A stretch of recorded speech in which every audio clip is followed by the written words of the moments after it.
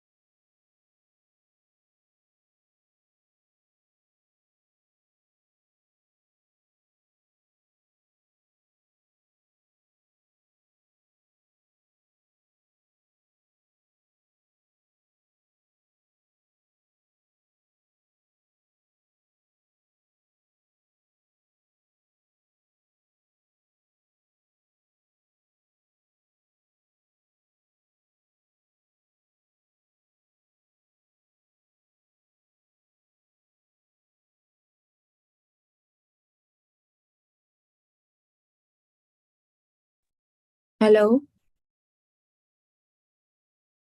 hello. Organizers are on the line. Are you there? organizers?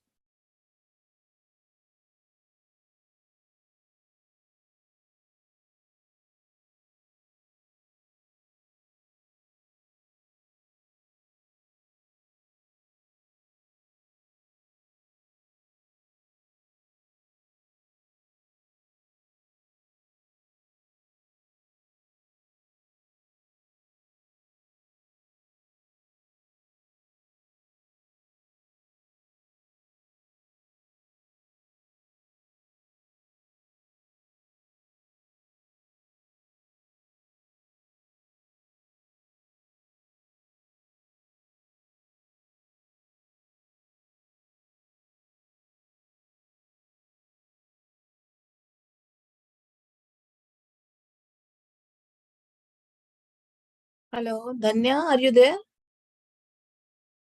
Yes, ma'am. Dhanya, are you from college side or you are a presenter? Presenter, ma'am. Okay. Okay, I'm also a presenter, but I think program is getting very late. Yes, ma'am. Absolutely.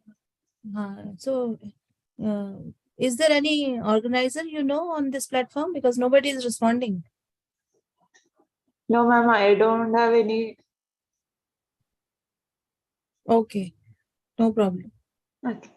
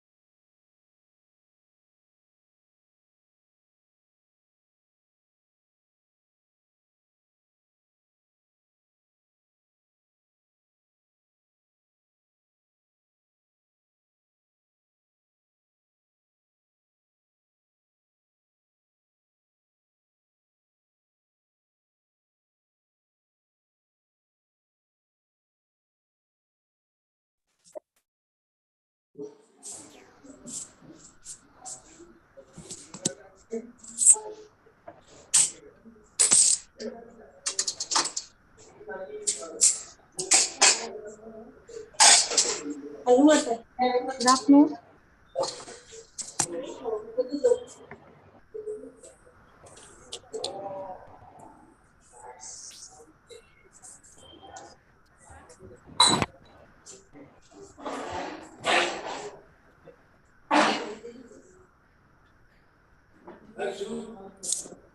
Bhavna?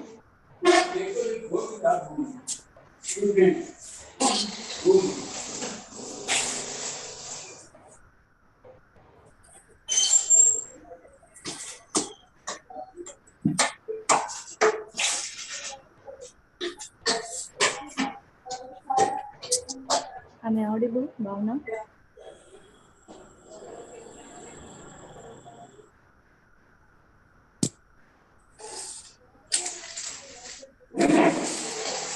Vasu पकौड़ियाँ उधर है क्या?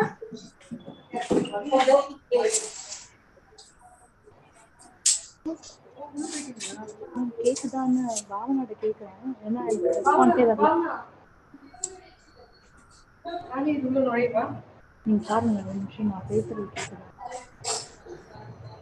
உங்களுக்கு பாருங்க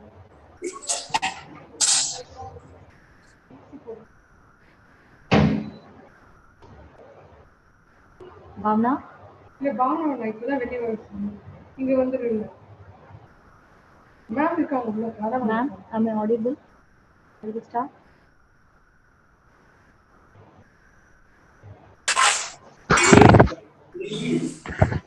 good afternoon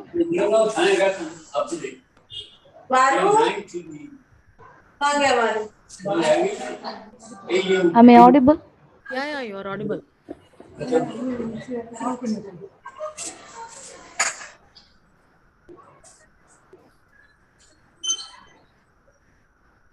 Bhavana கேக்குதா am I audible Yeah, am I audible yes, you are audible.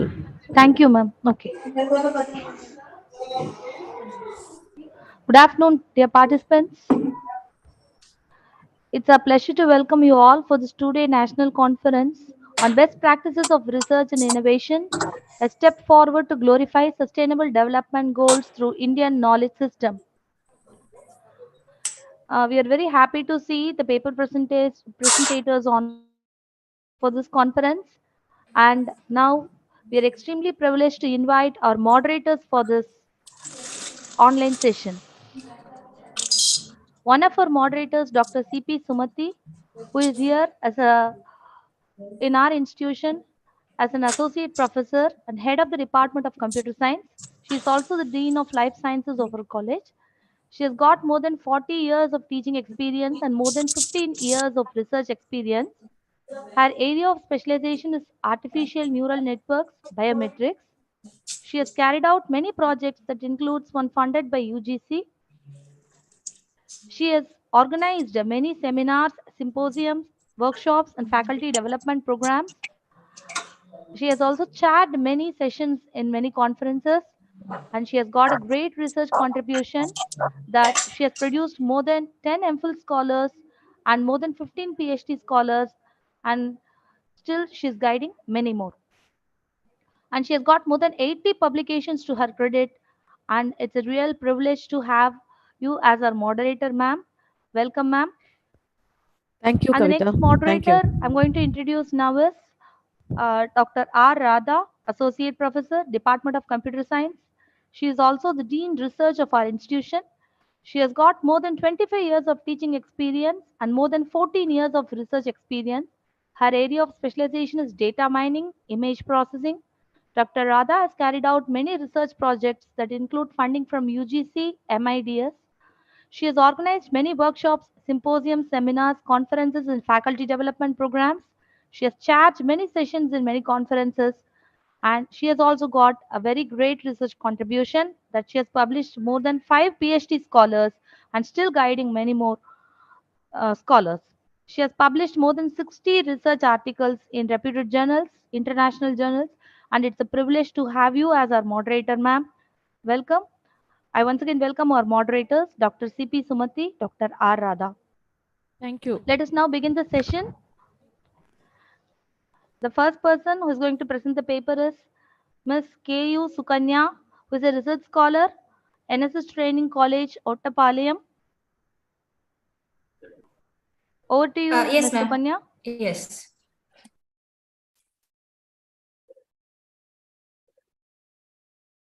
Will you able to see my slide? Yeah, yes. Yes. Okay. Yeah. Yes, ma'am. So this is Sukanya from NSS Training College, Ottapalayam, under the guardianship of Dr. Seema Menon KP. I'm doing my PhD work. So once again, good afternoon. I'd like to present a paper based on education for attaining sustainability. Education is thus crucial for the achievement of sustainable development. And education for sustainable development is particularly needed because it empowers learners to take informed decisions and act act responsibly for environmental integrity, economic viability, and a just society for present and future generations. On the other hand, many of the goals of SDG framework contribute to the educational achievements. Quality of education is one of the 17 global goals that make up the 2030 agenda for the Sustainable Development Goals. The Sustainable Development Targets for 2030 call for ensuring the completion of primary and secondary education by all boys and girls and guaranteeing equal access to opportunities for access to quality technical and vocational education for everyone, and to eliminate gender and wealth disparities with the aim of achieving universal access to a quality higher education. Since from 2016 onwards, the Sustainable Development Goals has been the global tool, which is considered to be the measuring tool for all the developmental interventions. 7,306 indicators being leading to the targets, they have been considered as a tool which help in planning, implementation, monitoring, and measuring status of the development in all sectors, including education. While the developmental interventions are now being planned with on the basis of SDG target and indicators, the lack of framework and an approach to understand the role of the various SDGs in educational performance is a major lacuna in planning and improving the quality of educations and educational competencies. Basically, the component of education for sustainable development, the UN conventions is already explained. The first one is the planetary awareness and caring for future generations. And the third one is nurturing bioregional cultures and local knowledge. And the fourth one is expanding our ethical horizon. And fifth one is celebrating life. Factors helps for education for sustainable development. The major three factors which is influencing here. The first one is decision making. And the second one is quality of life. And the third one is implementation. Basically, these factors are related to Sustainable Development Goals, which is mainly focusing on the 5P approach. That is people, planet, prosperity, partnership, and peace. These are the major 5P approach we are focusing on the Sustainable Development Goals on 2030 agenda. In that, the three pillars, which is specifically focusing on economic, social approaches. So in these approaches, we are focusing on education for sustainable development goals. On the basis of that, we will reach the quality of education as the fourth sustainable development goals. For achieving the education for sustainable development goals, what we have to do? Current system is basically, we are following on the traditional way of teaching methods and some other additions also it happens. In this case, for attaining this sustainability, what we have to do? Sustainable education encompasses the broader concept of socio-cultural and socio-political issues, such as poverty, equality, democracy, and quality of life in relation to the environment. In the circumstances, actually the 17 sustainable development goals are interlinked.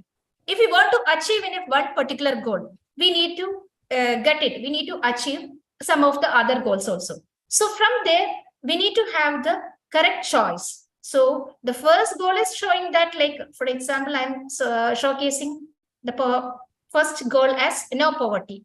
For achieving the poverty one, we need to get some of the other goals also.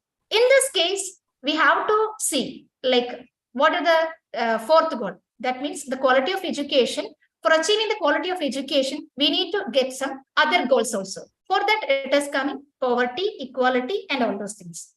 It helps in making necessary developments to improve the quality of life, both locally and globally, and thereby creating a secure and suitable environment for the future generation as well. The change in the existing curriculum is important in reinforcing the sustainable development goals. Actually, the new education policy says that 2020, it is explained that for the sustainable curriculum, existing curriculum is we need to modify that because learning by doing and all those activities we are focusing, but the monitoring framework is currently it is not available. We need to nurture all those things from grassroots level to the higher education level. It should be inculcated in the students right from their childhood that it is their responsibility to build a sustainable world. The other aim of education is ensuring a healthy life and well-being. One who gets proper education will know how to keep themselves and those who are around with them healthier in all aspects. The aim of promoting peaceful and inclusive societies for sustainable development can be definitely achieved by providing quality of education. It will enable the future generation to think critically on every subject and to take the correct decisions to keep this planet where we are living happy and peaceful. Education provides the means to transmit knowledge and values and skills across generations, enabling societies to set the foundation for thriving the future. We need to achieve the sustainable development goals into our quality of education. So the 4 main levels of learning we need to achieve as such. So the first level of learning is showcased that basic and elementary education. It includes the elementary and higher and vocational education, which is very important to the basic rights of each child. And the second one is university level of learning. This includes graduate and postgraduate courses. University plays a crucial role in the development of knowledge. It introduces the learner to technical and scientific areas. And the third one is organizational level. Education from institutions and companies, it's different from universities. They play a major role in implementation and promotion of sustainable development policies. And the fourth one is lifelong learning. Obviously, this 4 levels of learning is very important. We need to nurture from the basic level of learning. For achieving all those things, we need to have a monitoring and a developmental system. In this, for that, reorientation of curriculum, teaching and learning. And the second one is capacity building, training programs, and awareness and sensitization, everything we need to do over here. And the third one is resources and materials. For achieving all those things, we need the proper materials and resources should need to available. That should need to circulate with the entire education system. And the fourth one is international and regional cooperation. For attaining this education for sustainability, we want this monitoring and developmental system. So these are the 4th one. And thank you so much.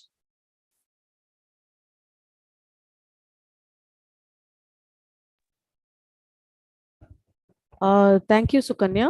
Yes, ma'am.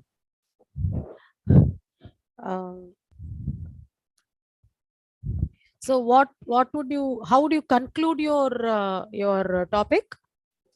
Actually, this paper I discussed about that, the reciprocal relationship of education and sustainable development. So the basic change should need to have the monitoring framework and developmental strategy.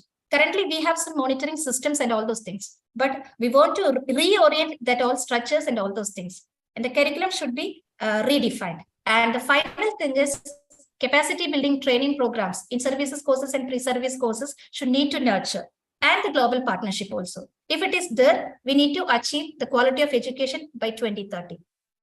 This is my conclusion, ma'am. Yeah, good. You could have included that in one slide. Yes, ma'am. Actually, that would have been appreciated. Yeah. Yes, ma'am.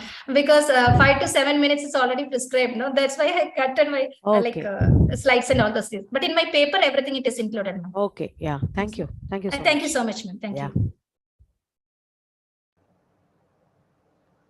Thank you, Sukanya, ma'am. Yes.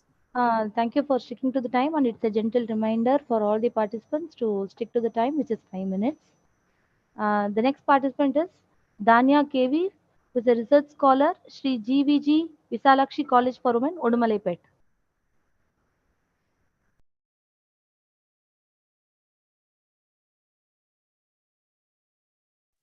Okay, good afternoon all. I'm Danya and my topic is language, culture and values in higher education in India. Then let us talk about higher education in India. Education in modern India is included primary education, secondary education, senior secondary education and higher education. Higher education in India is after passing the higher secondary education. Here in this paper, we aimed to focus on how language, culture and education and the values on the education of Indian or the higher education level of India. Education brings cultural changes, whereas Value-based education is important to help everyone in improving the value system that she or he put them to use. And the three things, that is the language, values, and everything have its own place in the education sector of India. First of all, higher education. Higher education in India, that I already mentioned, that it is started after passing the higher secondary education. Higher education is very important sector for the growth and development of human resources. It can take a responsibility for social, economic, and scientific development of the country. Higher education is very important for the development of whole nation. It is very important for the development of nation as well as the human being. Let's discuss about how language is important in the higher education sector.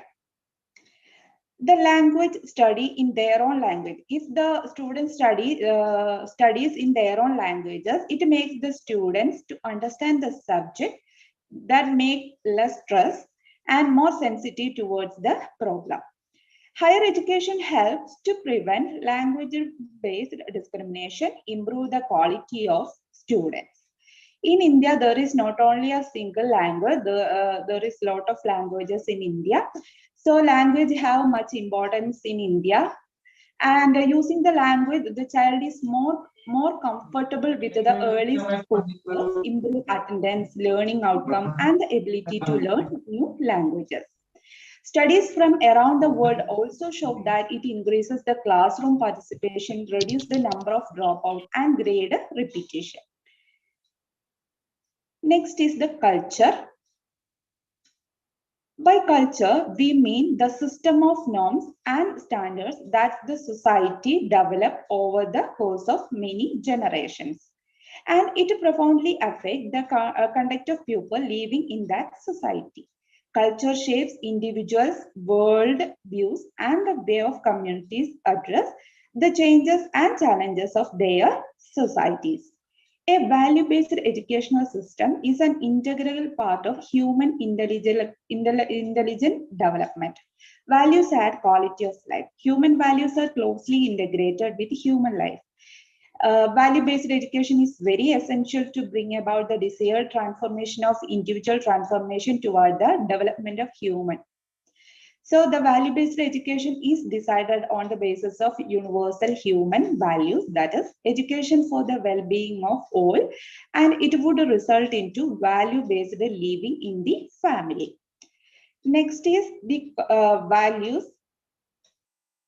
The value-based education is essentially a man-making, character building. It is a process by which people transmit values to others, and a value-based educational system is an integral part of human development. Next is when we conclude about this, for the sustainable human development as well as for the social growth, there is a need for value-based education. Language being the most important medium of communication and education. Language being the most important medium, whereas the values get top priority in a child's education. Recognizing that the values are the key of character building. Strong values, socio-economic competitiveness will help the students to succeed in any field. Whereas education brings cultural changes which may result in many transitions and alternations in the society in many forms. This may observed in every aspect of human culture, like a variation in the norms of values, thinking modes, changes in the material culture, ideas, family relations, political, cultural, and other fields, and other social and cultural activities. Then culture enables a person to appreciate a good ideas and abilities. So language brings the most important medium of communication and education. Education brings cultural changes which may result in many transitions and alternatives in the societies. Values should be in the top priority of students or child's education, recognizing that the values are the key of character building or man-making. These three things, that is language, value, and culture, have its own importance in the higher education of India. That's why we included these three factors in our studies. That's all. Thank you. Thank you, Danya. So I have one question. Yes, ma'am. So actually, language in higher education. Actually, government of Tamil Nadu has introduced studying, including medicine. I know professional courses like engineering and medicine in the local language, which is Tamil. Okay, it's already introduced that. But what is your opinion, like, about students who learn professional courses in their local language? Can they survive outside the area in which they learn, they exist? If they studied in their local language and they are willing to work in their local area, it may not be a problem for them. When they are going for higher studies or they are interested to work in any outside of the country, it may be create many problems to them.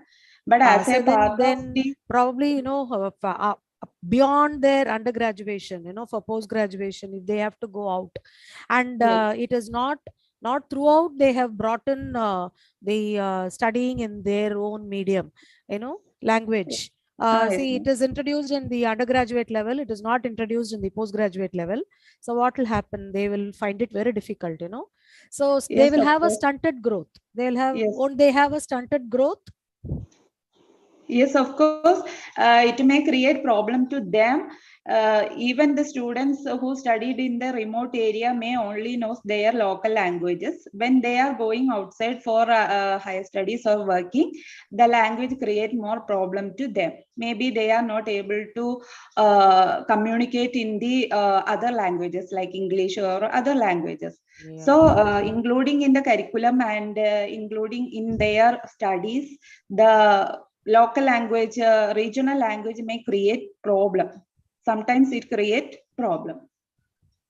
Okay, thank you.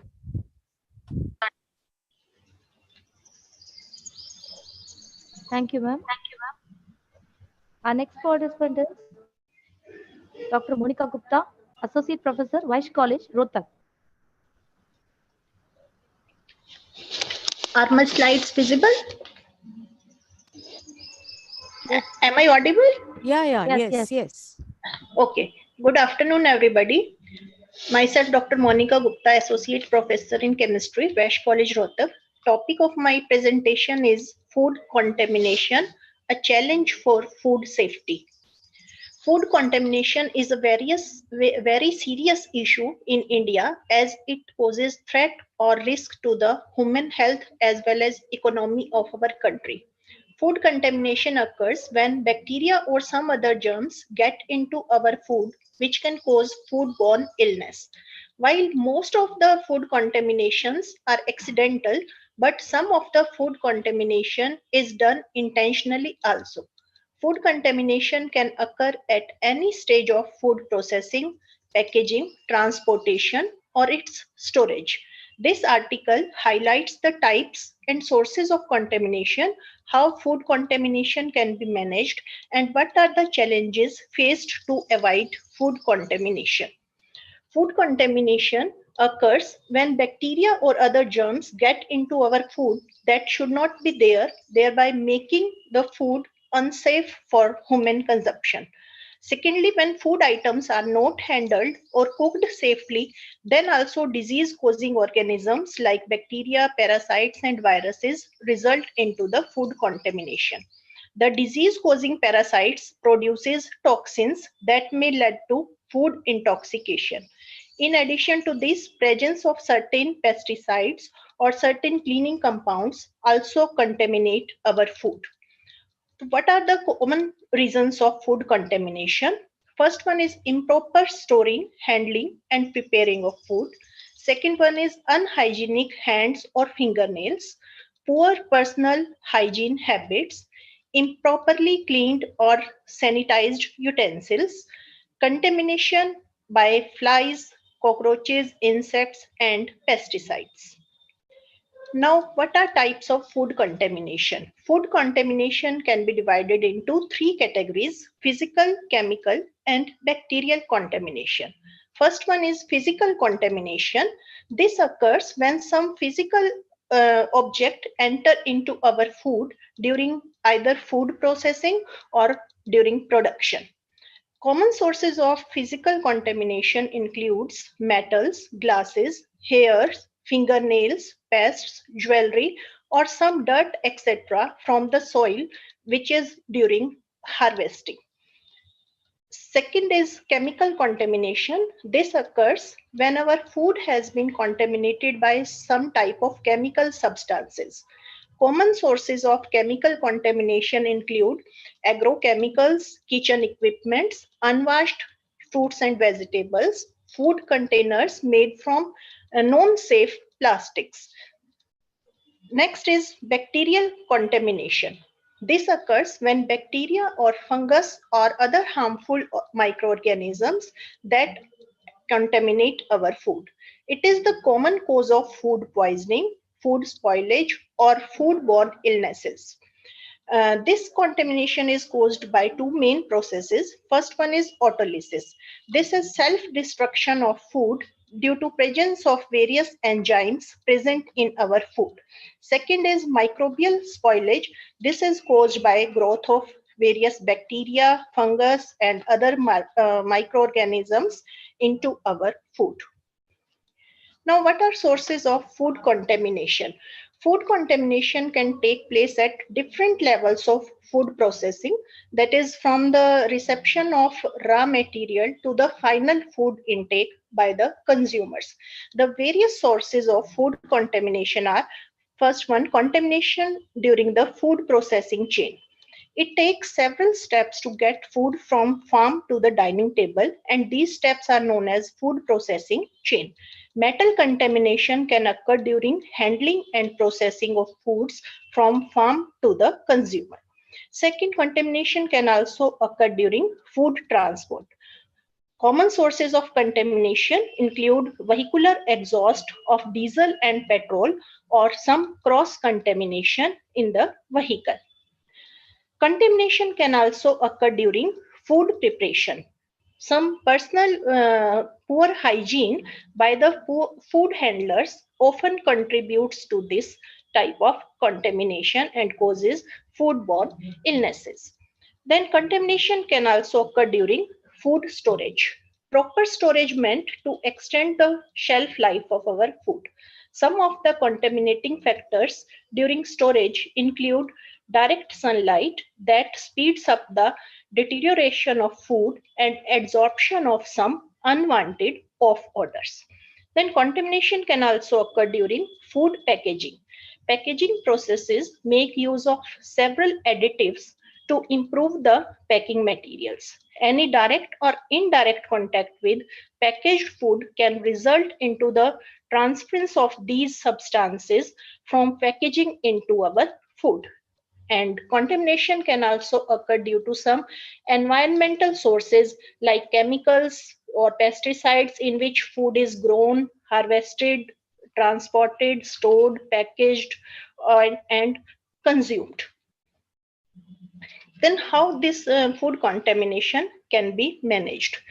Knowing how food can be contaminated, one can take several steps to prevent it.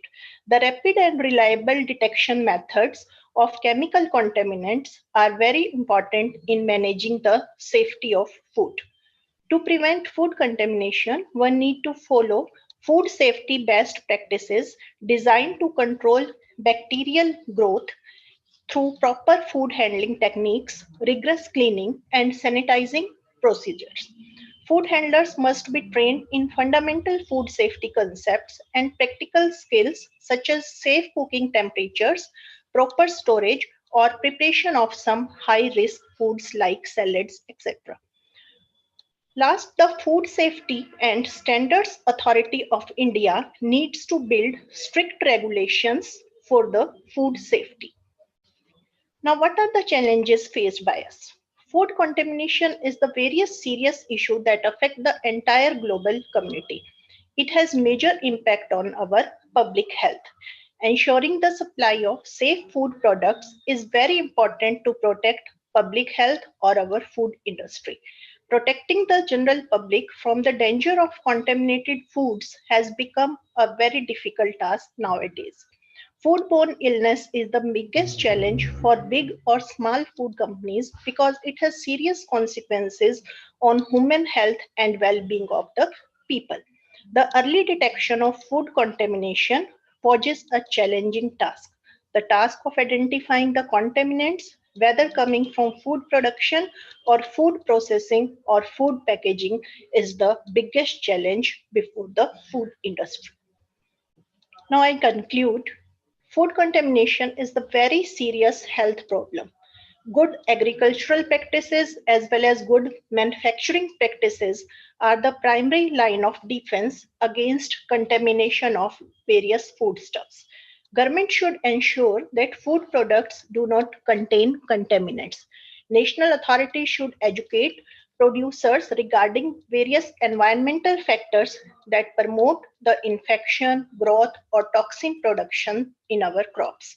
Due to global implications, it is vital for food business and consumers to understand the nature of contamination, its sources, risks to the consumer, and methods to eliminate it. Special attention should be given to the preparation and storage of food.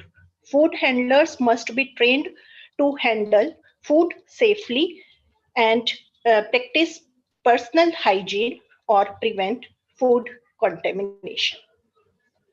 Thank you.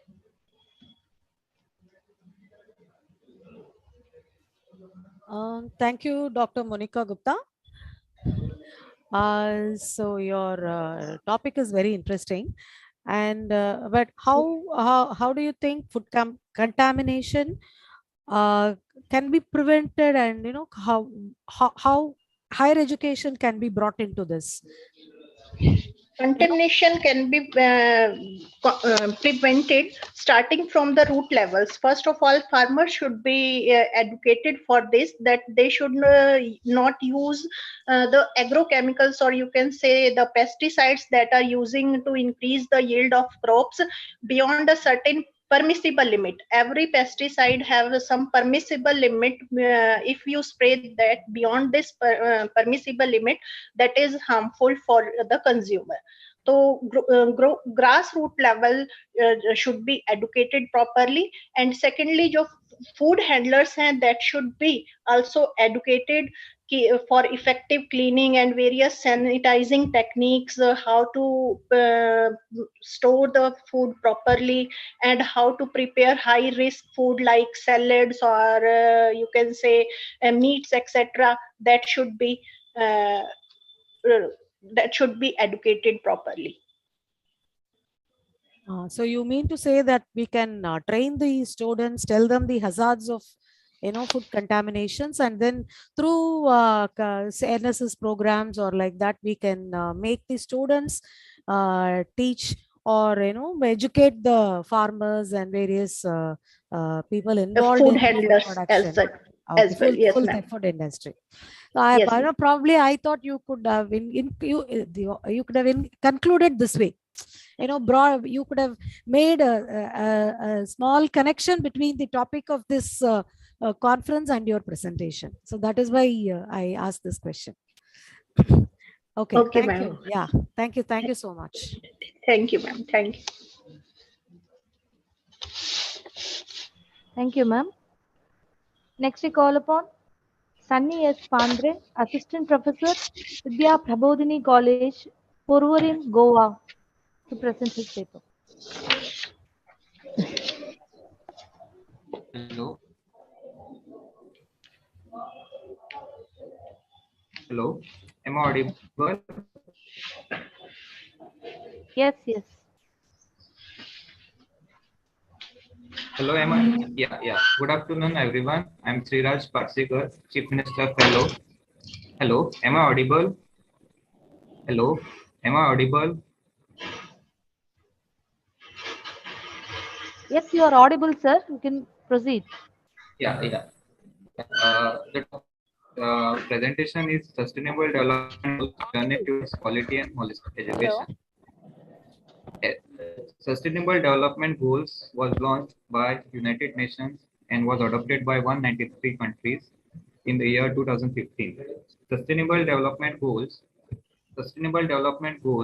were launched to address social problems like poverty, inequality, health, quality education, etc. Sustainable Development Goals are more universal and global as compared to Millennium Development Goals. Millennium Development Goals only emphasize on developing countries, whereas Sustainable Development Goals works for all. This paper is dedicated to Sustainable Development Goal 4, that is quality education. The implementation of Goa. We have tried to work on strategies and activities conducted in Goa and its various departments to achieve this goal. The quality education development goal focuses on quality education for operating from a condition learning and promoting education that is free from defined curriculum through holistic approach. Quality education is the process of physically, mentally, emotionally. Means keeping aside all other factors, students' race, status, socio-economic.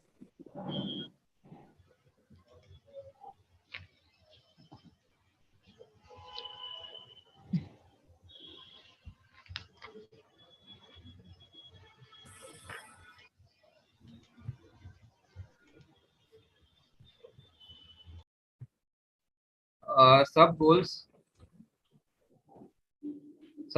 of SDG 4 are as follows. First one is universal primary and secondary education.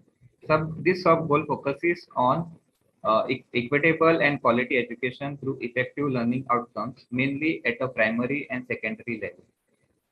Second sub goal or target is early childhood development and universal pre-primary education, which focuses on equal access to early childhood development for both men, for both girls and boys.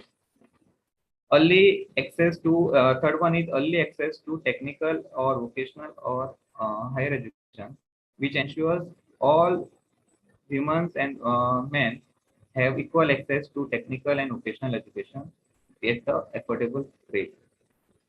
Next is relevant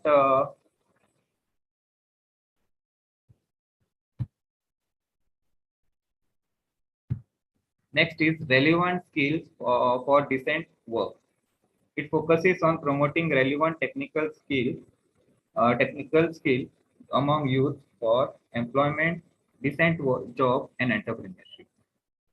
Fifth sub goal is about gender equality and inclusion, which focuses on eliminating problems like social disparities among all by providing them access to all the vulnerable, all the members from the all sections of the society. Sixth target focuses on universal youth literacy, which basically focuses on providing a basic literacy and numeracy skill among youth and bringing them at a par with youth from developed countries. Last sustainable development goal target is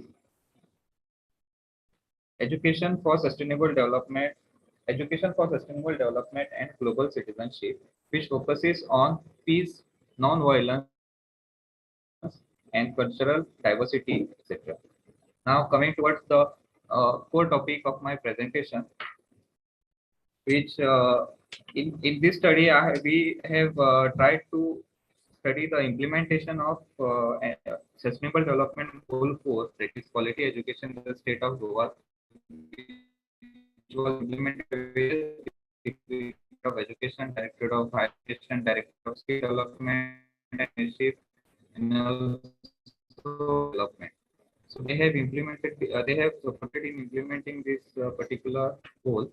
So as far as target number 1, that is learning outcome through free and equitable education is concerned, I'll say Right to Education Act was implemented in the state of Goa in the year 2009, which have made education free and accessible to everyone in this everyone. The state government have ensured that all the children within the age of 14 are enrolled in the education system in the state of Goa. Then we have various abhiyans like Goa Samagra Shiksha Abhiyan. Then we have Rashtriya Uchchatar Shiksha Abhiyan, who have continuously worked on improving the infrastructure facilities of our educational institutions and have tried to see to it that they provide accessible education to everyone, specifically rural areas. Then we have institutions like SCRT, DETA, then Goa Educational Development Corporation, which focuses on training the teachers and upgrading their skills for providing effective outcome-based learning in the state of Goa. Second target is quality-free primary education, which the state of Goa have effectively implemented phase 1 of NEP 2020 for both school and higher education, including structural changes in the education system, which they are going to implement this coming academic year. Then integrated child development services that is being implemented by Directorate of Women and Child ensures that all the pupils within the age of 5 are provided the good quality food or food with a good protein of the malnutrition problem with the students.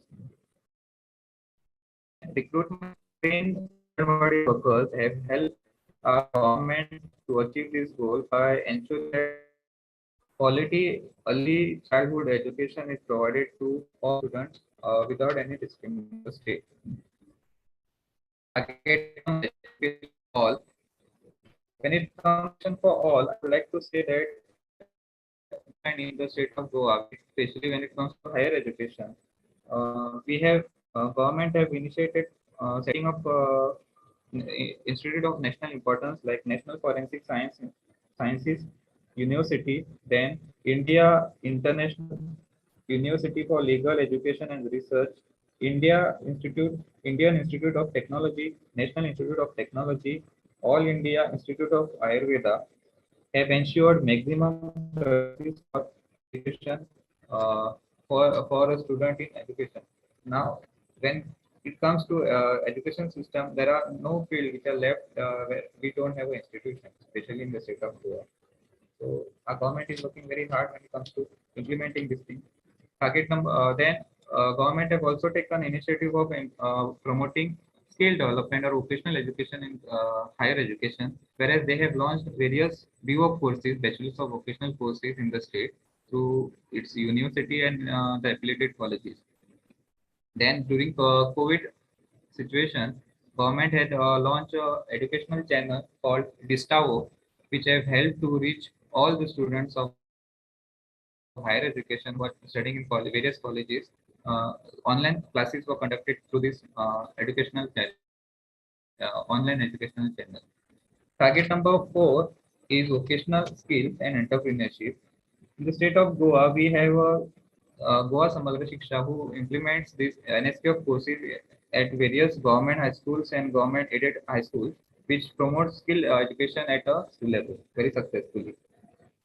Then government of Goa have also launched Sankalp program under Directorate of Skill Development and Entrepreneurship, which helps our marginalized communities to get trained in various short-term courses.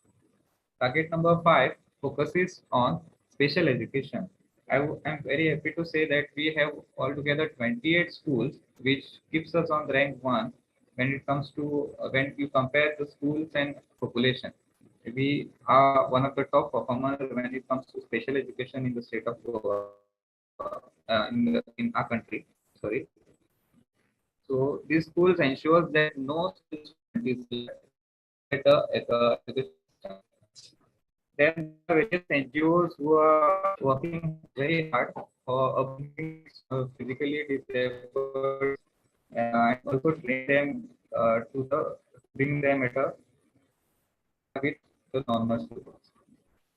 Government of Goa have also started recently special education at this school for special education to train our teacher to deal with the special students. Target number 6, basic education, literacy and numeracy. Continuing Bharat program, we have arranged various awareness meetings for parents and community to ensure that every child attains foundational literacy and numeracy skills. Achievement Survey 2021 tested of to improve the student performance in next subject. Towards promotion of cultural diversity, Goa University and Directorate of Art and Culture organized activities for promotion of cultural diversity. Recently, Government of Goa have signed a cultural exchange program with state of Jharkhand, where our students have visited Jharkhand to see their cultural diversity, and students from Jharkhand have visited to see our cultural diversity. Whereas this, we have something called as local serve, wherein we provide stage or platform to the local artisans, especially from the northeast state, to show their cultural diversity.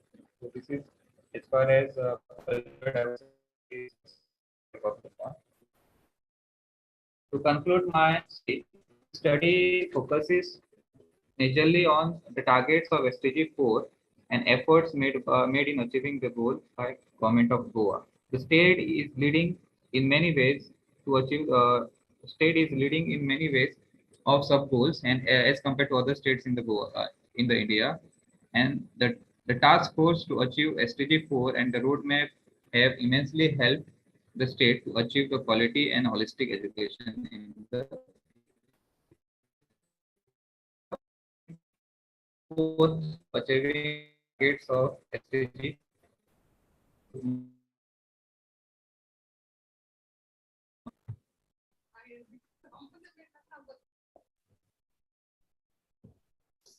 Yeah. Thank you, Mr. Sriraj. Yeah. So I think I should say kudos to the Goa government. Yeah. Thank you, madam. Yeah, they have done really wonderful thing for bringing in sustainable develop and holistic education, I should say. Yeah. So what do you think? Are these measures are are sufficient? And do you think a sustainable development has been achieved? When it comes to Goa, it is very easy to implement these sustainable development goals because we are the smallest state and we are having more number of educational institutes spread across the state. So when it comes to implementing certain things like sustainable development goals, we have successfully things, and it is because we are in our state, we can implement those things. But still, there are things to be done, especially achieving the decent work and growth, that is sustainable growth 8. There we are lagging behind because the unemployment rate in Goa is very high as compared to other states. So somewhere we are ahead and somewhere we are back also, behind also. So that has to be bridged. Yeah. Okay. Yeah. Thank you. Thank you, sir. Thank you. One doubt. You have given the slide 3. Equal access to technical and vocational in higher education, you said. Is it possible? Are you able to give equal access to the village side as well as the city side students? Is it possible? Yeah. We actually have a very good number of ITIs, that are Industrial Training Institute, and we have also started National Institute for especially for women, where we are only enrolling women for technical courses, and we are also implementing short-term courses for especially women under various schemes of central government, like we have Strive, then we have Sankalp program, which through which we are providing technical or vocational education to various ladies or girls, I will say, in the rural areas. Because if you are able to achieve that, it is really great. Yeah. In many places, there is a huge gap between the village side learning and urban side learning and all. So it's good Yeah. that you people are able to match it. Yeah. And then regarding the special education, which you have mentioned the slide 5. Yeah. What do you mean by the special education? Because you have said PWD, that is Yeah. physically. Is there are you considering about the slow learners or other learners? Yeah. Special.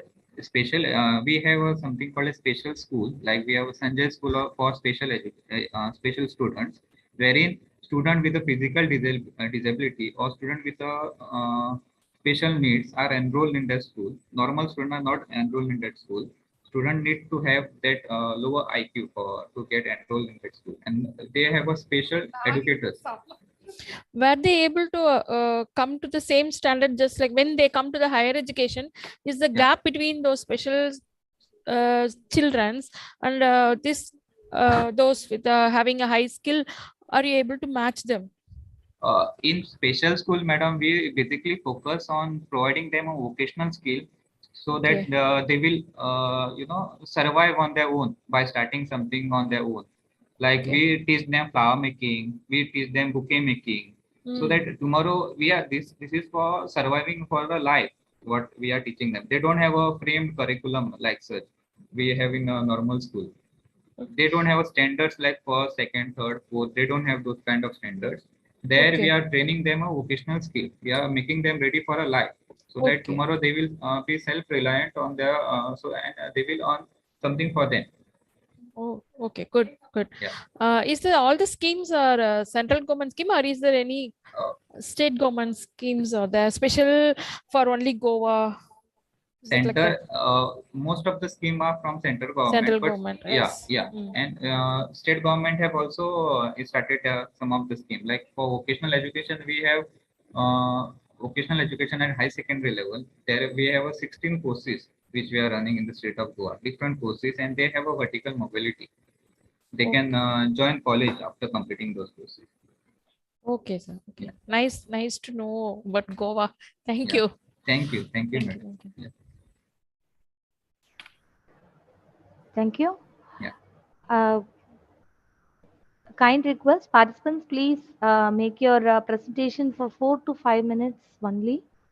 Next participant is Ms. R.N. Nandana, who is a PG student from MS Ramaya College of Arts, Science and Commerce, Bengaluru.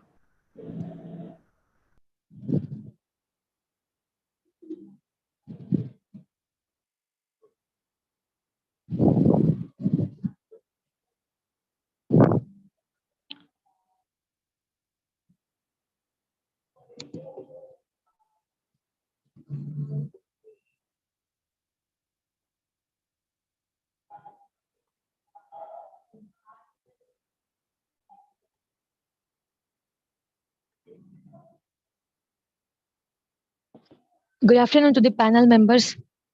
I am Nandana R.N., pursuing MCom at MS Ramaya College of Arts, Science and Commerce, Bangalore. And my co-author is Sandhya Karant. She is absent for now.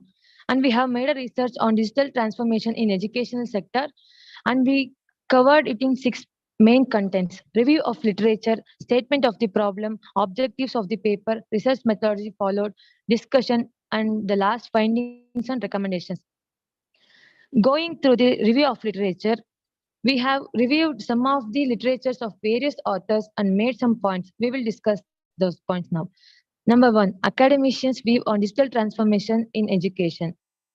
So in this, the study clearly stated the evolution of digital transformation in field of education regarding the academician's perspective. And the next one, sustainable management in digital transformation in higher education. So in this, with the help of digital transformation in education, the country's economy will grow. So the third one, this digital transformation towards education 4.0. For increasing studies understanding level, they have applied TEDIO method in elementary and higher education field. The fourth one, challenges and opportunities in digital transformation during COVID-19. In this paper speaks about the opportunities and challenges in digital transformation in education during the COVID-19 pandemic. This paper says the significant challenges in the education sector after COVID-19 and challenges in digital transformation are infrastructure, skills, aspects from students and teachers.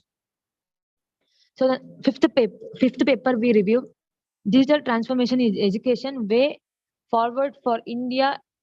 In this paper, they have found that for education, people started using various virtual tools. Example like Google Meet, Zoom meeting, Microsoft Teams, online classes from primary to higher education. And then coming to the statement of problem, the transformation in education sector lags behind proper guidelines, training, protocols, etc. for teaching and learning pedagogy. And the second point I observed in this, the research paper speaks about tremendous gap between education and educators and other stakeholders in terms of planning and strategies. So now let's go through the objectives. In this paper, we are gonna discuss about the level of transformation in digitalization, and we will try to understand the impact of digitalization in education sector. And last, we will highlight the emerging changes in education sector due to digital transformation. Now let's know the research methodology followed in this paper.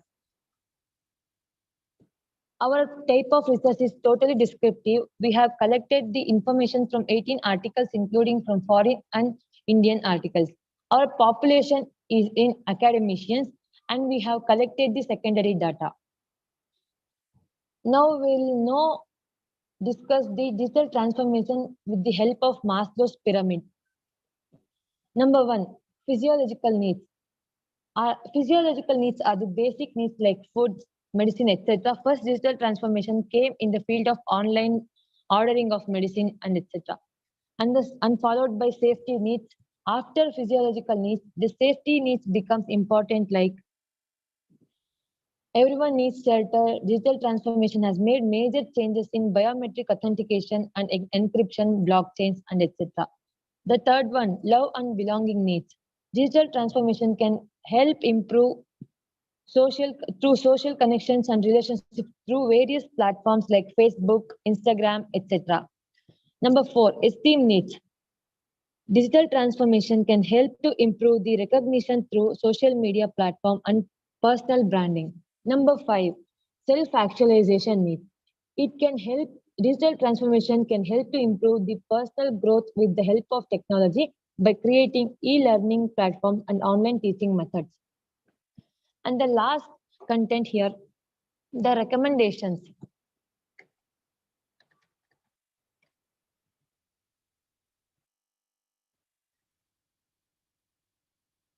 Here, digital transformation is one of the major changes in business environment today, and education sector is not excluded from it.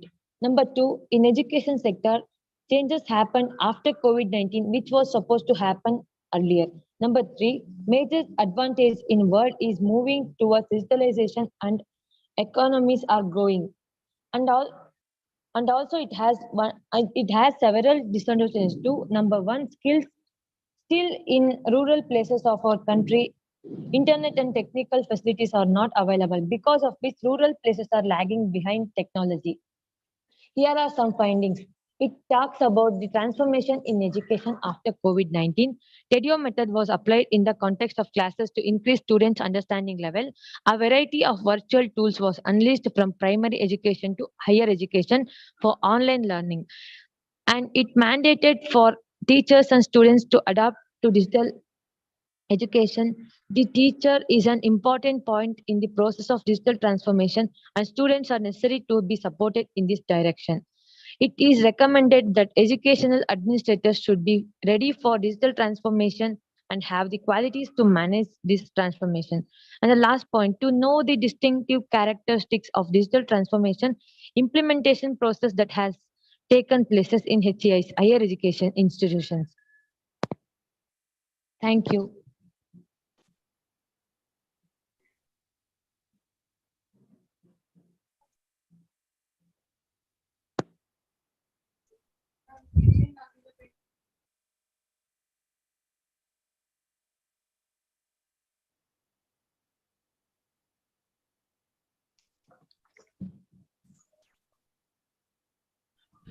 Uh, Thank Yes. you, Ms. Nandana. Yes, ma'am. So now your topic says model for online learning, hierarchy model for online learning. Yes, ma'am. Have you explained about the what exactly the various levels of hierarchy are? There are five levels of hierarchy. Number one, basic or physiological needs, and the second one is safety and security needs. Next one followed by social needs, and then esteem needs, and then self-actualization needs. In this hierarchy, how we prepare is number one, basic or physiological needs are regarding online ordering, telemedicine, wearable health device, and No, the safety yeah, needs. but you have specifically given digital transformation in education sector. Yes, Okay, ma'am. and you're talking about a hierarchical model in education sector. Where does the basic physiological needs come into play there?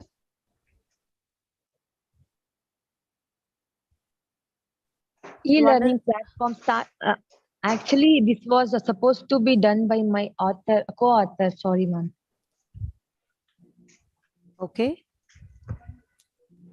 And I would like to conclude as a citizen of this country, and people have to put effort to reaching rural India in the form of digital by all necessary facilities and making our country grow. Okay. Okay. Thank you. Thank you, ma'am.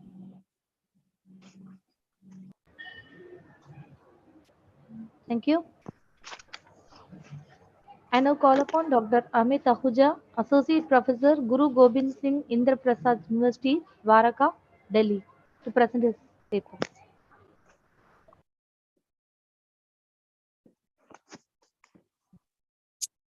Good afternoon. Is my slide is visible? Yes. Yes. Okay. Good afternoon, everyone.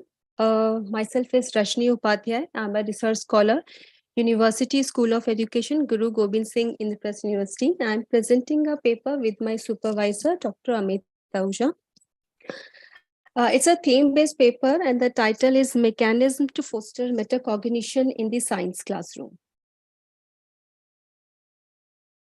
First of all, metacognition is a cognitive aspect of self-regulated learning. It is characterized by the continuous cycle of planning, monitoring, evaluating, and regulating the learning process. Science teaching and learning are complex processes, both because of content and thinking skills required to understand science at the deep enough level to be meaningful and useful. Metacognition helps science teachers think about how they manage curriculum, instruction, and assessment, as well as systematically reflect on what they teach, why, and how. Metacognition helps science learners develop and use effective and efficient strategies for acquiring, understanding, applying, and retaining extensive and difficult concepts and skills. Good science teaching requires teaching both with one's own metacognition and for the development of one student's metacognition. Mechanism to foster a metacognition in science classroom. First of all, the strategy we can use first is ask questions. In ask questions, we can ask learner to reflect on thinking, learning process, and strategy during and after formal courses and post-training activities. Ask them to think about the role they play in team's problem-solving process in the collaborative learning. Foster self-reflections is talks about the importance on the during and following learning experiences should be stressed, encouraging students to examine their assumptions and how they may have influenced their learning. Encourage self-questionings, ask students to generate their questions and then answer them to improve their understanding. When it comes to achieving their own goals, the questions can be relevant. Teach strategies directly. We can provide a training programs, including lessons on the effective metacognitive strategies. Promote autonomous learning.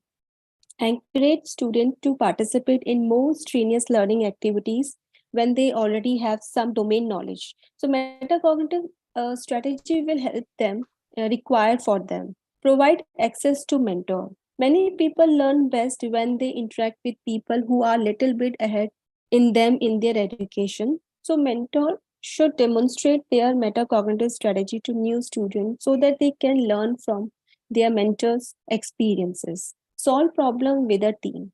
It is possible to improve metacognitive strategies by collaborating with others and learning from each other in a cooperative problem-solving situations. Think aloud, and report your thoughts as you complete a difficult task. So it is possible to use this approach to improve one's self-awareness while learning with the help of experienced partner. Self-explanations. Self-explanation, whether done in writing or verbally, can aid students in better understanding a complex subject. Provide opportunity for making error. Having learner make mistakes during training, such as in simulations, encourages them to reflect on what went wrong. How metacognitions boost learning? So we can use metacognitive strategies in 3 ways. First is to use during classes, to use when preparing for tests, and to use to review after a test. During classes, Donald Wilson uses the phrase drive your brain as a metaphor to explain to students how they can become more aware of their learning. So during the classes, students should ask themselves, what are the main ideas of today's lessons? Was anything confusing or complicated? If something isn't making sense, so what question should I ask the teacher? So am I taking proper notes? What can I do if I get stuck on the problems? When preparing for the test, before a test, students should ask themselves what will be on the test, what area do I struggle with or feel confused about, how much time should I set aside to prepare for upcoming test, do I have necessary materials and quiet place to study with no distractions, what strategy will I use to study, and is it enough to read and review the materials, and what grade would I get if I were to take the right test right now. To review after test students should ask themselves like, what question did I get wrong and why did I get them wrong? Were there any surprises during the test? And was I well prepared for the test? What could I have done differently? Am I receiving useful, specific feedback from the teacher to help me progress? Last, I would like to say metacognitive mechanisms are the tools for the science teacher to help students understand their own thinking. Teaching students about their own thinking might be as important as exposing them to the content of science. These are the suggested reading. Thank you.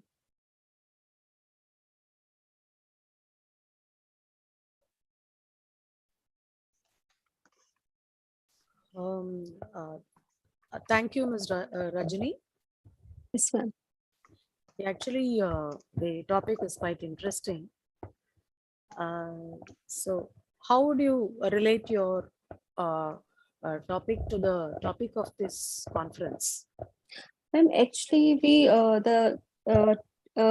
here's topic of conference is basically research and innovation. We always talked about the innovation strategies and all. So we never talked about the how to implement all these strategies, as we have individual differences to grab the knowledge. As the NEP 2020 is also talks about the critical thinking and problem solving skills. So this is a very important thing. We should be imbibe the concept of metacognition in the students, because we always talked about the cognition strategies and all, but we have to be regulate and monitor our strategies. And I think this is a very important thing to get to know for achieving a success. So this is where I am taking the things, because as this is my PhD topic as well, metacognition and science learning. So I find somehow it's maybe related to the STEM science in the content of the topic. Yeah, yes. Very good. Yeah, good. Thank you, ma'am. Yeah. Thank you. I now call upon Dr. Pooja Pasrija, Assistant Professor, Vaishnav College of Education, Rohtak.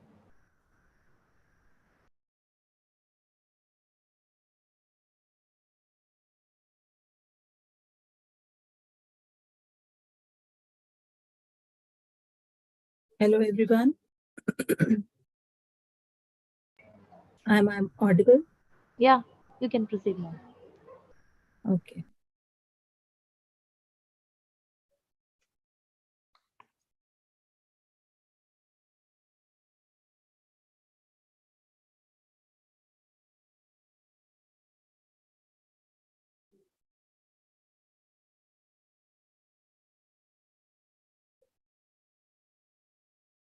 Okay. Good afternoon, everyone. Today I am going to present on the topic holistic education, the need of our.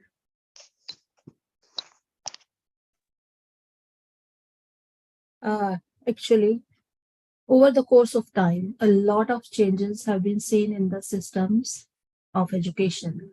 Every system has their own unique set of advantages. And we see in the olden times, there were only a handful of professions to choose from. But nowadays, there are hundreds of new professions emerging, which require a different set of specialized skills. And these different variety of skills can be attained by educating young generation in all aspects of behavior. So if we want to achieve all-round development of a child, we have to opt for holistic education. But we have to realize the reality of present education system, which is very harsh, as there is a need of massive overhaul. In the present scenario, we all know that the success depends not only theoretical knowledge, but also on its applicability, its creativity, entrepreneurship, and the ability to explore of a learner. So NEP 2020 also underlines the need of holistic education to lead the country into the 21st century. And as per the NEP, holistic education has to be imparted on all educational programs, ranging from traditional disciplines of humanities, social science, sciences, to various professional, technical, and vocational disciplines. Now, what is holistic education? In the literal terms, it is also called whole child education. The development of emotional, intellectual, physical, spiritual, and social aspects of behavior of our students are the main focus area of holistic education. Now, let us talk about the Indian education system. Indian education system, which is unfortunately known for its snail pace towards any transformations. But presently, we have seen there is a tectonic shift in the recent years. And in the pandemic times, concept of learning has totally changed. The Indian vision of education has always relied on imparting education for the holistic development of body, mind, and soul. It has also been said by the great educationist Mahatma Gandhi. Development of body, mind, and soul is the meaning of education. But in the present education system, there is also one more concept. It is evaluation process to test the learning levels of students, which give birth to the competitive exams, and in turn it gave birth to the exam fear in the students. Prime Minister Narendra Modi also understood this fear, and he launched Pariksha Pe Charcha program, where he interacted with group of students and taught them how to become exam warriors instead of becoming exam warriors. So let's take a view on the difference between traditional system of education and the holistic education system. As we know, traditional education system, or we can also call it conventional education system, focus on different independent topics, but holistic education focus on the learning experience and cover several subjects as a single interconnected unit. So we will study this difference by point wise, a dynamic learning environment. In the traditional education system, students sit on the desk bench. and they quietly listen to their teacher. They act as sometimes they act as a passive listeners, and teacher act as a active. It gives lecture to the student, and students may speak only when their teacher permits it. While in the holistic classroom, students organize the classes in many ways. They may sit in the groups of 3 or 4. They may sit on table. They may work in outside the classroom. They may work inside the labs, dealing with some scientific experiments. Another point is the self-belief, developing self-belief. Holistic educators feel that it is their important responsibility to assist learner in surviving in real life situations. And the first step is to create self-confidence. While in the conventional classroom, failure is very common idea. When goal of class is to pass an exam, it may deter the student from learning. On the other hand, endurance and the persistence are taught in holistic schools to assist students overcome problems. Holistic teacher understand the uniqueness of each child. Every child is unique. Every child's behavior is unique. And students get appreciation for themselves and their skills. Consequently, students gain confidence and which allow them for continue learning and improving them actually intellectually and emotionally. Then there is true learning, not memorization of facts. The standard classroom of today promotes rote learning and exams, while holistic schools teach kids the qualities that they will need in reality. In the real life situations, they can participate, and that where teamwork is important.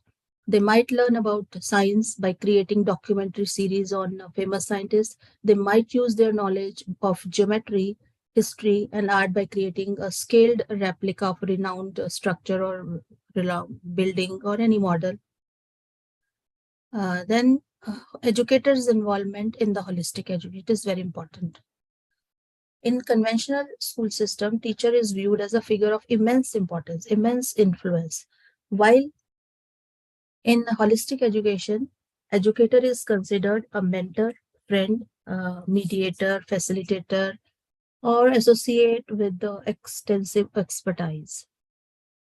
So this is the role of teacher in holistic education, where teacher is considered as a mentor, friend, facilitator, or as a companion.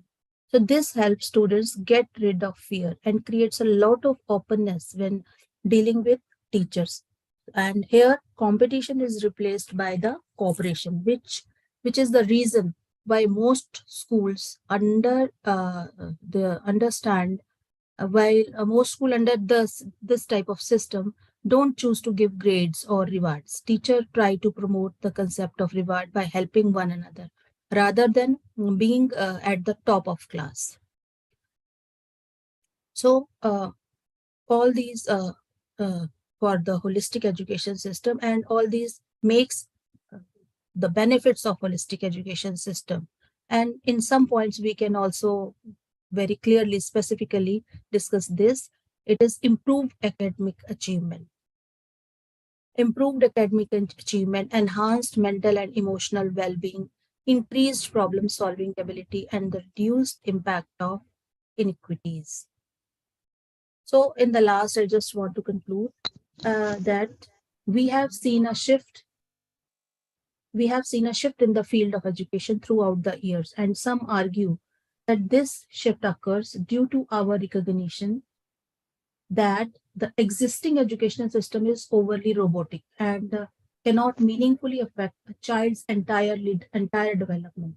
And EP 2020 also underlines that it should be sorted out and the holistic education should be imparted. So the best way to look forward is to create a holistic education system that will combine the education and technology and tradition and innovation, complementary to each other. So this is all from my side. Thank you very much.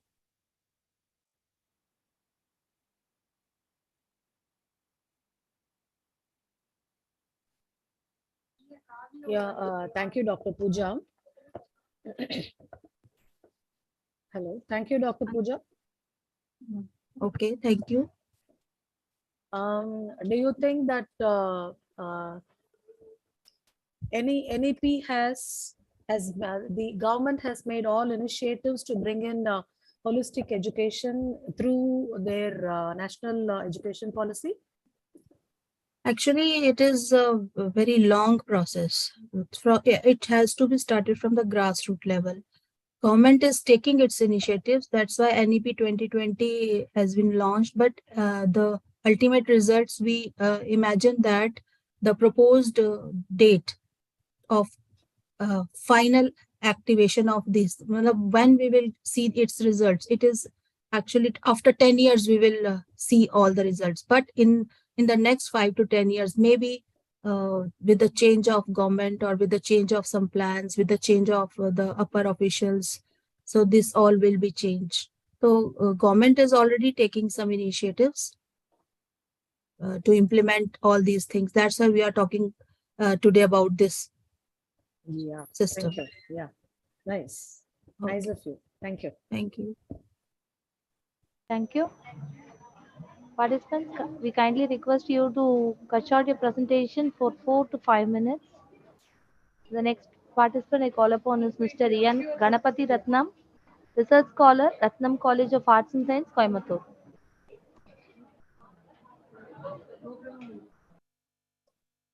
So, very good afternoon, ma'am. Am I audible? Yes, sir. Yeah, okay, ma'am. So, very good afternoon. Can I be able to view my slides, ma'am? Yes, yes. Yeah, very good afternoon, ma'am. So, myself, Ganapati Ram, Research Scholar and Assistant Professor, Department of Computer Science from Ratnam College of Arts and Science. And my topic for today is regarding technology embedded education. So, that which lays a foundation for the future of learning.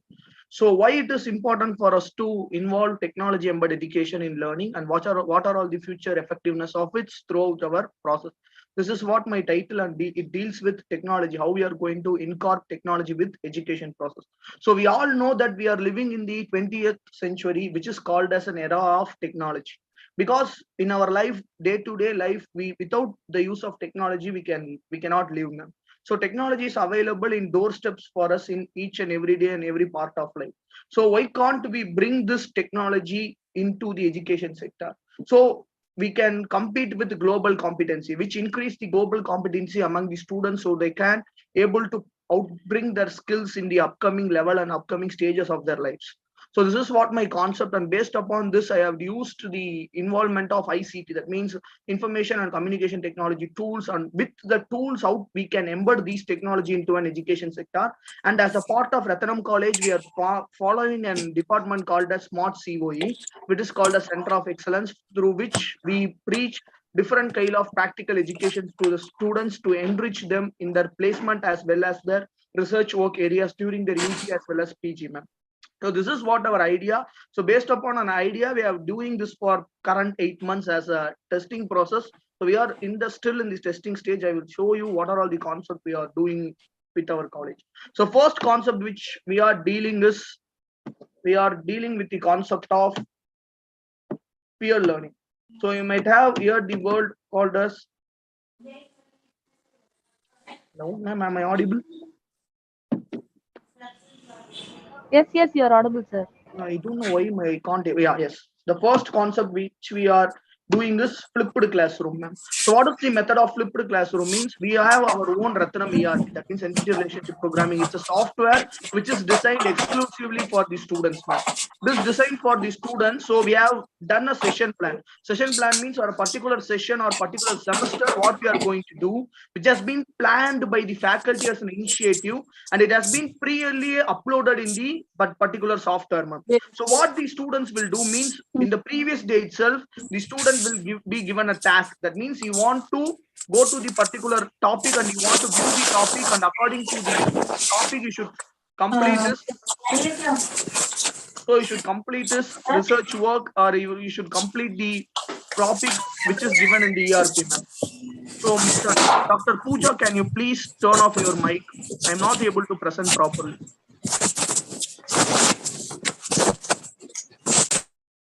So thank you very much. Sorry for the inconvenience. So priorly itself, what and all things will be taken in the class, or what and all the concept will be taken in the class will be priorly uploaded on our software, ma'am. So what the students will do means students will work on the particular software and he will go through all the notes on the previous day, and below the notes itself, we will exclusively prepare a content and we will add the content as a video in the software. So the role of student is to go through the content on the previous day, and he should learn and have a feedback by himself. He should analyze himself. And while coming to the class on the next day, as a faculty, we will discuss. Instead of the direct teacher and interactive session, it will be a discussion forum, ma'am.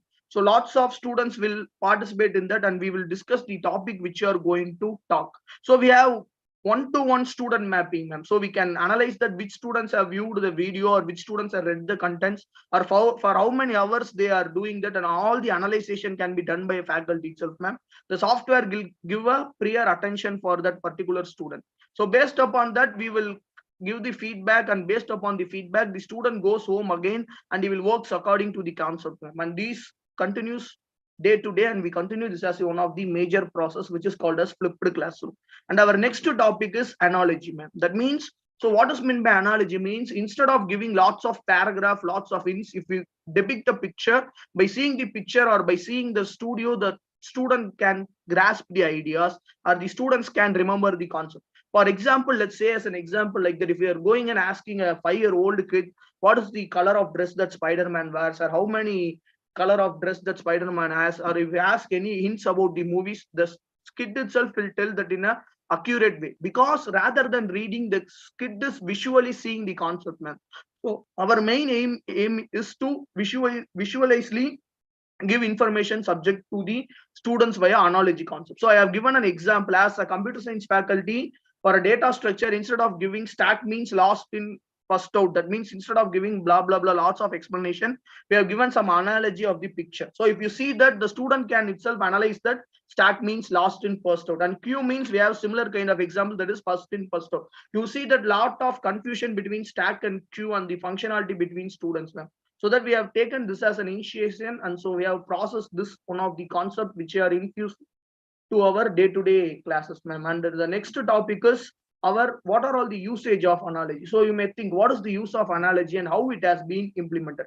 So because of the importance of analogy, the speed of comprehension, that means the student can easily learn, understand, and inculcate all the skills and recite himself by the topics given by him. And it increase the important concept of this, it increase higher order thinking skills, ma'am. So you know that one of the main component, or one of the main thing that the student should have is higher order thinking skill, which starts from knowledge, comprehension, application, analogy, and evaluation till evaluation. The complete skills can be incorporated with the use of analogy, and it provides visualization that boosts retention. So what does mean by visualization means, when the student sees a concept visually, he can able to grasp the concept, and he can easily recollect the concept by the visualization method.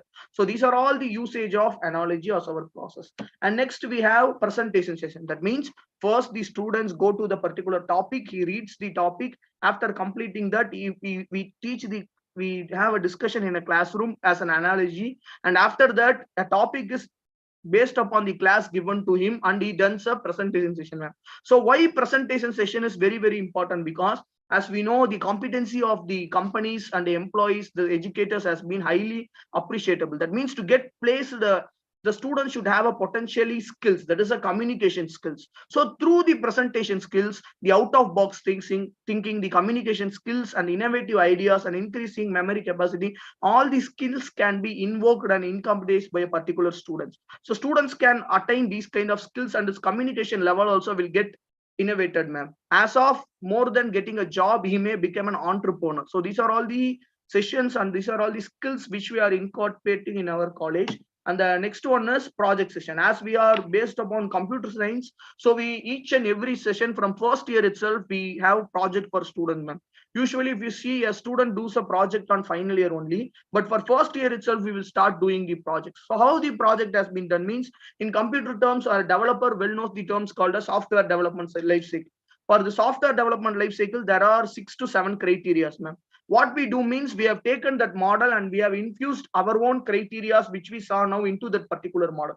For example, planning. As I told before, a session plan has been revoked and invoked by a teacher, and the teacher should plan according to it, and he should analyze the concept and he should upload it in the particular software which we are using exclusively. After that, based upon the topic which we have posted, we should do an analysis. What students have did, what can students understand. We will make post quiz assignment on that particular topic, and students should work on that, ma'am. Through that we can analyze. After that, what we do means, based upon the students' performance, we define or we decide a team, ma'am. Each team consists of 6 to 7 members. So each and every team consists of a communicator, a well presenter, a well developed coder, and 2-3 average students. So why we are planning a team like this? Because it will be an even mixture, ma'am. That means it will be an even mixture of students, so that even the dull student can improvise its learning by working with the highly talented students. So this is how our designing parts takes course. And next comes to the implementation parts. We have 2 criteria, that is do it yourself and try it yourself. What does try it yourself means? Each and every day a class has been completed, you should go to our software and you should see what the assignment has been posted. Each and every students we give individual assignments. So based upon the assignment which is discussed on the class, he will continue the assignment, he will work the assignment, and he will post its answers on that particular assignment. That is one of the implementation. And another one is try it yourself. That means after the first month of the college itself, a particular project will be given to them. So based upon the projects which is given to them, as a team, they segregate each other, they work upon the models, and they will present their ideas and their view of their project in front of the other teams. Like this, our process goes on, ma'am. If there is any communication draw, or if there is any modification, as a faculty, we give testing and integration. That means we provide valuable students feedback, so that they can improvise themselves and they can evolve themselves into next level, ma'am. And last one is maintenance. That means we want to keep this process as an iterative one. As you all know, we are in a technological developed area that teaching is a continuous process. So for that, we are following this as a cycle, ma'am. Not only from first year to third year, we are adapting these as a cyclic method. So what is our conclusion from this means? Throughout this, if a student doesn't know what is a particular way and how to start these kind of flipped classroom, practical class, presentation session, product session, evaluation session, and feedback session, will provide him a clear-cut idea what a student want to do and how you want to empathize his way of learning. Because today in the world where we are living is full of competency. If we go outside for a job, it is very, very difficult. For one job, there are around lakhs of vacancies and thousands of members competing for that. So to overcome this, we have planned this as a model, and we have named this as a smart COE, and we are successfully implementing this for past 8 to 10 months, ma'am. So I hope this has a valuable time for me too, and I thank your college for giving this wonderful opportunity. As a faculty, I am proud to say that our basic need or our basic duty is to make today's students as tomorrow leader. Thank you very much, ma'am. Thank you.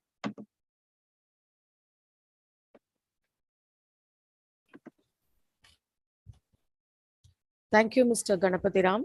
Yeah, okay. Yeah, I think this really is a very good effort taken by your college and the team members involved in bringing up this project. So probably did the pandemic and the COVID situation made you think on those lines and to bring this type of a model, develop such a model for your college? Exactly, ma'am. Right. From that only, that is what our scratch, ma'am. From that particular place only we started this, ma'am. Okay. So that is very good. How is it going? As it now, you said it's been implemented for about 8 to 10 months now. Yes, ma'am. So were you able to were you able to implement this, take this beyond Department of Computer Science, for other departments too? Ma'am, yes, ma'am. Beyond computer science, we have implemented this concept for biotechnology and commerce, ma'am. We are the first one who took the initiative, but other departments we have yet to start, ma'am. We have from computer science, we have took to the concept and we have implemented in the Department of Biotechnology and Commerce. Rather than that, we are yet to implement in other departments, ma'am. Okay, because this cannot be a generalized one, because yes, ma'am, definitely, sure, it's a custom, it's a tailor-made thing. So mostly probably it can be implemented with slight modifications. It can be implemented to science courses. Probably ma'am. if you take this to commerce or arts faculty, it needs changes there. Lots of efforts, ma'am. Yeah, Yes, lots ma'am. of That efforts only and they are changes. telling, ma'am. Yes, ma'am. But Yeah. is as a Yes. faculty we are initiating this, ma'am, because Yeah. our day-to-day duty is to bring and life for a student, ma'am. So for Yeah. computer science, lot of competencies there. To overcome the competency, it is exclusively first we designed for computer science, ma'am. But based Okay. upon the outcome which we get from computer science, our management decided why can't we go for biotechnology as well as commerce. As you said, commerce, they are feeling really tedious process, ma'am. They are not able to cope up with this. Yeah. Yes. Thank you. Yeah, it was really wonderful to listen to you. Thank you very much. Thank you very much. Thank you. Okay, one more thing. Is it you said it flipped classroom you're following, and Yes. you have uploaded some there is teaching materials. Yes, ma'am. Is it materials are prepared by the staff or any textbook you are uploading? Ma'am, no, ma'am, not You at are all guiding the textbook, ma'am. students to follow. No, ma'am. It is exclusively prepared by computer science faculty, ma'am. We have own department called as COE. That means Center of Excellence.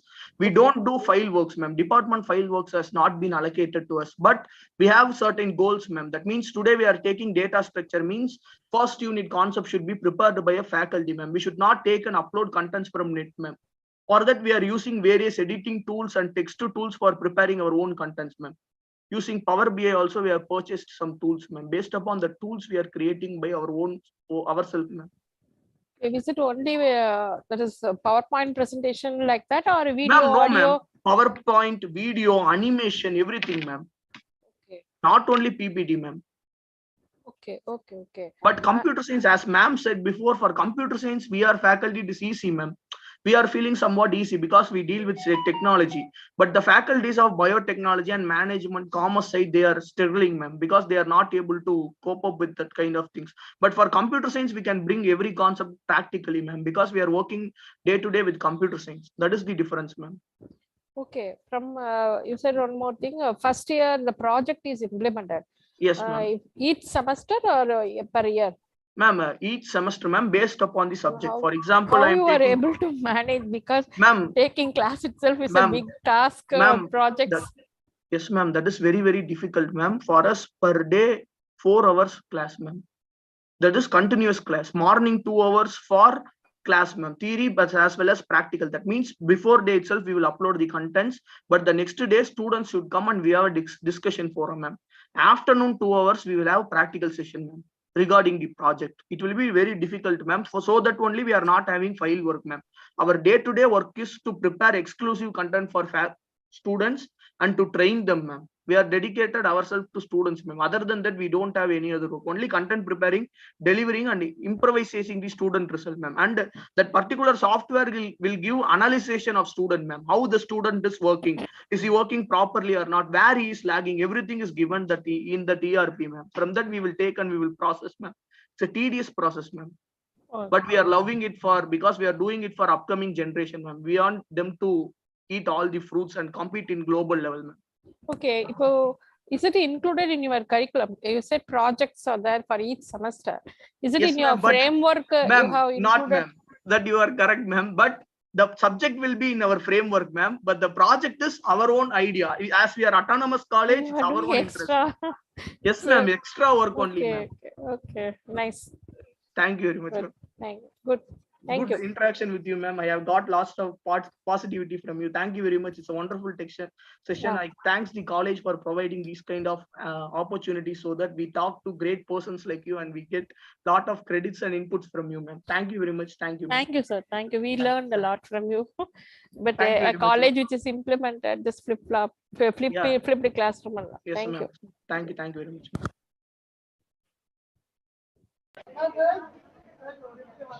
Thank you. Now I call upon Antara Datta, Assistant Professor, Gulgat, Assam, to present her paper.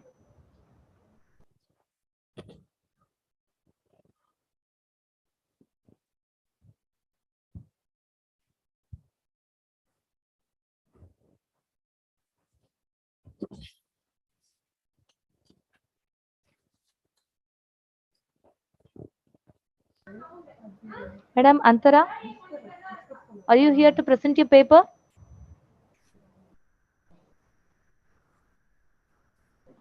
I think you can Yes, call the we can. next Yes, person. ma'am. Yes, ma'am. We can move on to the next person. Mrs. Roshan Fatima, Assistant Professor, Prince Sri Venkateshwara Arts and Science College, Gaurivakkam. Are you ready to present your paper, ma'am? Yes, ma'am. Yes, you can proceed, ma'am. Okay.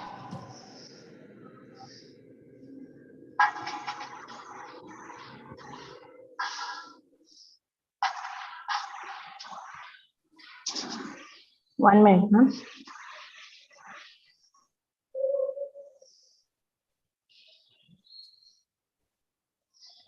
Ma'am, is my screen visible? Yes, ma'am, you can proceed. Yes, yes. Good afternoon to one and all present here. My paper is titled as Theoretical and Marketing Framework, a Multidisciplinary Approach to Literary Research. I am S. Roshan Fatima, Assistant Professor from the Department of English from Prince Sri Venkateshwara Arts and Science College. So, literature and multidisciplinary approach is nothing new. Since ages, literature and literary research have been multidisciplinary. So, what this paper aims to do is to extend this multidisciplinary perspective by incorporating marketing framework to the specific digital marketing framework. As you can see, according to literary theory, anything and everything is a text. For instance, this presentation is also a text which you can analyze and interpret. So, what this paper suggests is an advertisement can be read as a text. An advertisement and a literary text can be taken for research, and a comparative study of both could become possible. So to do this, we need to understand what advertising is. So advertising is basically a public communication with the aim of persuading the audience to buy a product or use a service. Obviously, it has a monetary benefit where profit is at the center of advertisement. But advertisement is not the same. There is a transition that has happened in the field of advertisement. So initially it was digital media, and slowly when advertisement has started to move towards digital marketing, and now when the advertisement and marketing has gone completely digital. So when the transition was happening, the shape that advertisement took was also different. It has to change itself so that it can adapt to the different forms, or for example, it has changed itself to adapt to the different media platforms. So when it was newspaper or print advertisement, so they started giving factual data and factual details. But as it went through this transition process and it reached this digital platform, instead of giving factual details or offer related stuff, advertising started focusing on stories. They wanted to tell stories that represent their brand. And through the stories, they wanted to present certain values to the audience, the values to which the audience can connect and relate to. So this aspect of storytelling is what makes advertisement a compatible material for research, and it can be studied alongside a literary text. Now, since I was talking about comparative study between literature and advertisement, we need to know what are the similarities between literature and advertisement. Because to compare and contrast, we need certain similarities. The first similarity that literature and advertisement has is both follow the point of storytelling. Literature also tells a story. It might be a prose, poetry, or a novel. It tells a story. Similarly, a digital advertisement in a digital platform is also telling a story. And both are audience driven. They focus on the audience. They aim at communicating through the audience.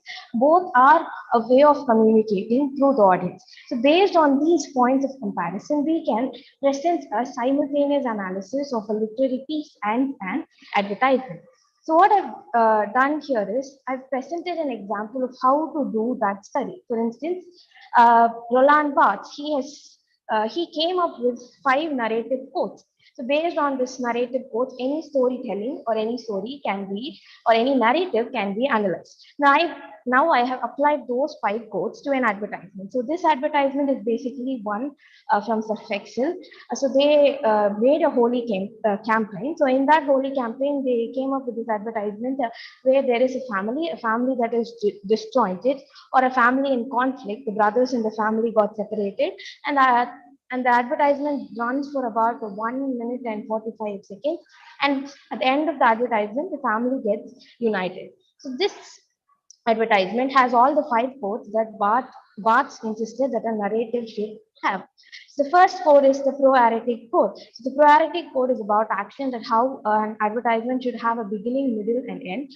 A narrative should have a beginning, middle, and end. Same way in this advertisement, we have a beginning, middle, and end. A beginning where we are presented with a family in conflict, a middle where the conflict is getting resolved, and the finale where the family is getting reunited. And this is how the proartic quote works in this advertisement. And secondly, we have the hermeneutic quote. So in the hermeneutic quote is a quote that deals with suspense or puzzle. So in this advertisement, we have never been told about the fight, or what was the problem, what was the conflict, or what made the family get separated.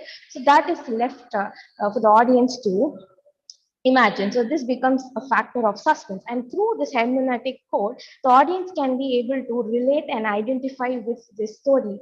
Why? Because this provides us a space for generalization. That can be anybody's family, my family, your family, and we as a family definitely do have conflicts. So this makes the audience relate with the advertisement, where they can find the point of connectivity to the advertisement. And the third one is the cultural code. So the advertisement is a Holi campaign. So it is about Holi and how festivities bring people together. So in this, they're not giving us descriptions about what Holi is, or they don't define the festival. They just show us colors. So through colors, we are supposed to understand that it is a festivity of Holi. So this is the cultural reference that we can find in this advertisement. And then the semicode. Semicode is about the connotative meanings that the advertisement has. So here, the boy is the one. So the elder brother has a kid. So that kid brings both the brothers together again. So this kid becomes the embodiment of the festivity of Holi. He represents happiness, togetherness, and how festivity unites people. So this becomes the connotative meaning. The boy itself, the boy himself becomes the embodiment of the spirit of Holi. And next comes the symbolic code. Symbolic code is about the binary opposites. So binary opposites like day and night. So similarly here in this advertisement, we have symbolic code at 2 levels. First, at the visual level, there are colors and there is this white. So all the cast in the advertisement is dressed in white, and white against color is one symbolic code. And the second symbolic code is in the emotive level, where initially we have this very sort of melancholic and unwilling mood, and it shifts to one of cheerfulness and contentment in the end. So this is how an advertisement, like any novel or a prose, can be analyzed and interpreted. And this opens up new areas where we can research. And next, when it comes to literature, literature has, as I already told you, have multidisciplinary approach. Like we have psychoanalysis from psychology, we can apply Marxism or feminism to literature, and we can study a literary text. So extending this, I also wanted to incorporate a marketing framework. Literature has always had a marketing angle, because we write so that others can read. Always we need audience. So literature aims at profit, not like advertisement, but still literature also aims at profit. The writers want their books to sell.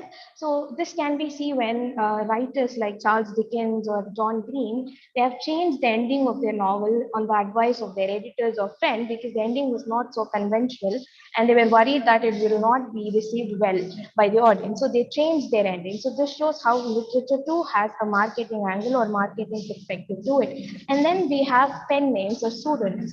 So literary writers generally use pen names or pseudonyms. so that especially female writers at the beginning, they wanted their works to be published. So they wrote in the name of men so that their works would be published. And even now when writers, they want to explore different genres, or writers who have faced failures initially, if they wanted to come up again, they are opting for a pen name. So that helps in the selling of their novels. Now this again also has a marketing angle.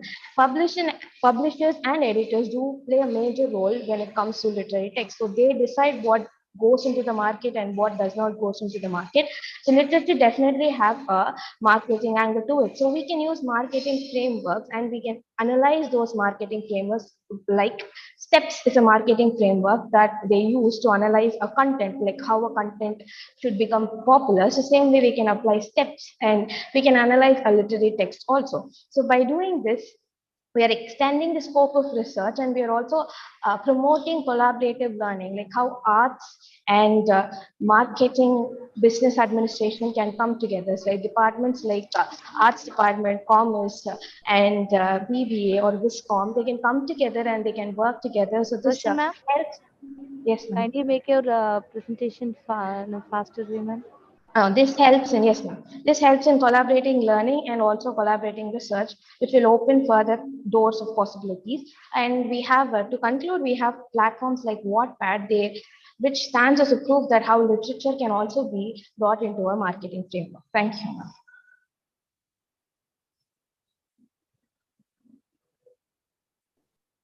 ma'am. Thank you, Roshan Fatima. So it was really a different approach to this entirely different approach to literary research.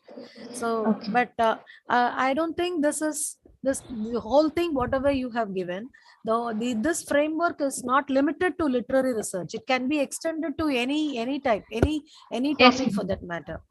Yes, ma'am. It can Because be. It's all general things. It's all general things, and it doesn't restrict itself to literary research. Since I am from the Department of English, I was able to relate with it. So it can be applied to other departments. Yeah, as well. for anything for that matter, isn't it? Yes, ma'am. Yes, ma'am. Yeah. Since marketing is becoming very popular these days, we can just incorporate into all the other fields. Yeah. Okay. Thank you. Thank you. Thank you, ma'am. I now call upon Dr. Ranjit V. Ravi, Associate Professor and Head, Department of Electronics and Communication Engineering, MEA Engineering College, Malappuram, Kerala, to present his paper. Hello. Thank you. Thank you for the invitation.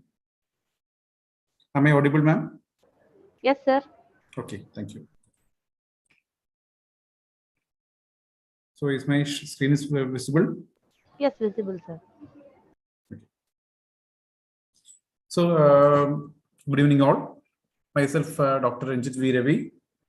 I'm presenting here a paper regarding STEAM in higher education, its applications, objectives, and its challenges.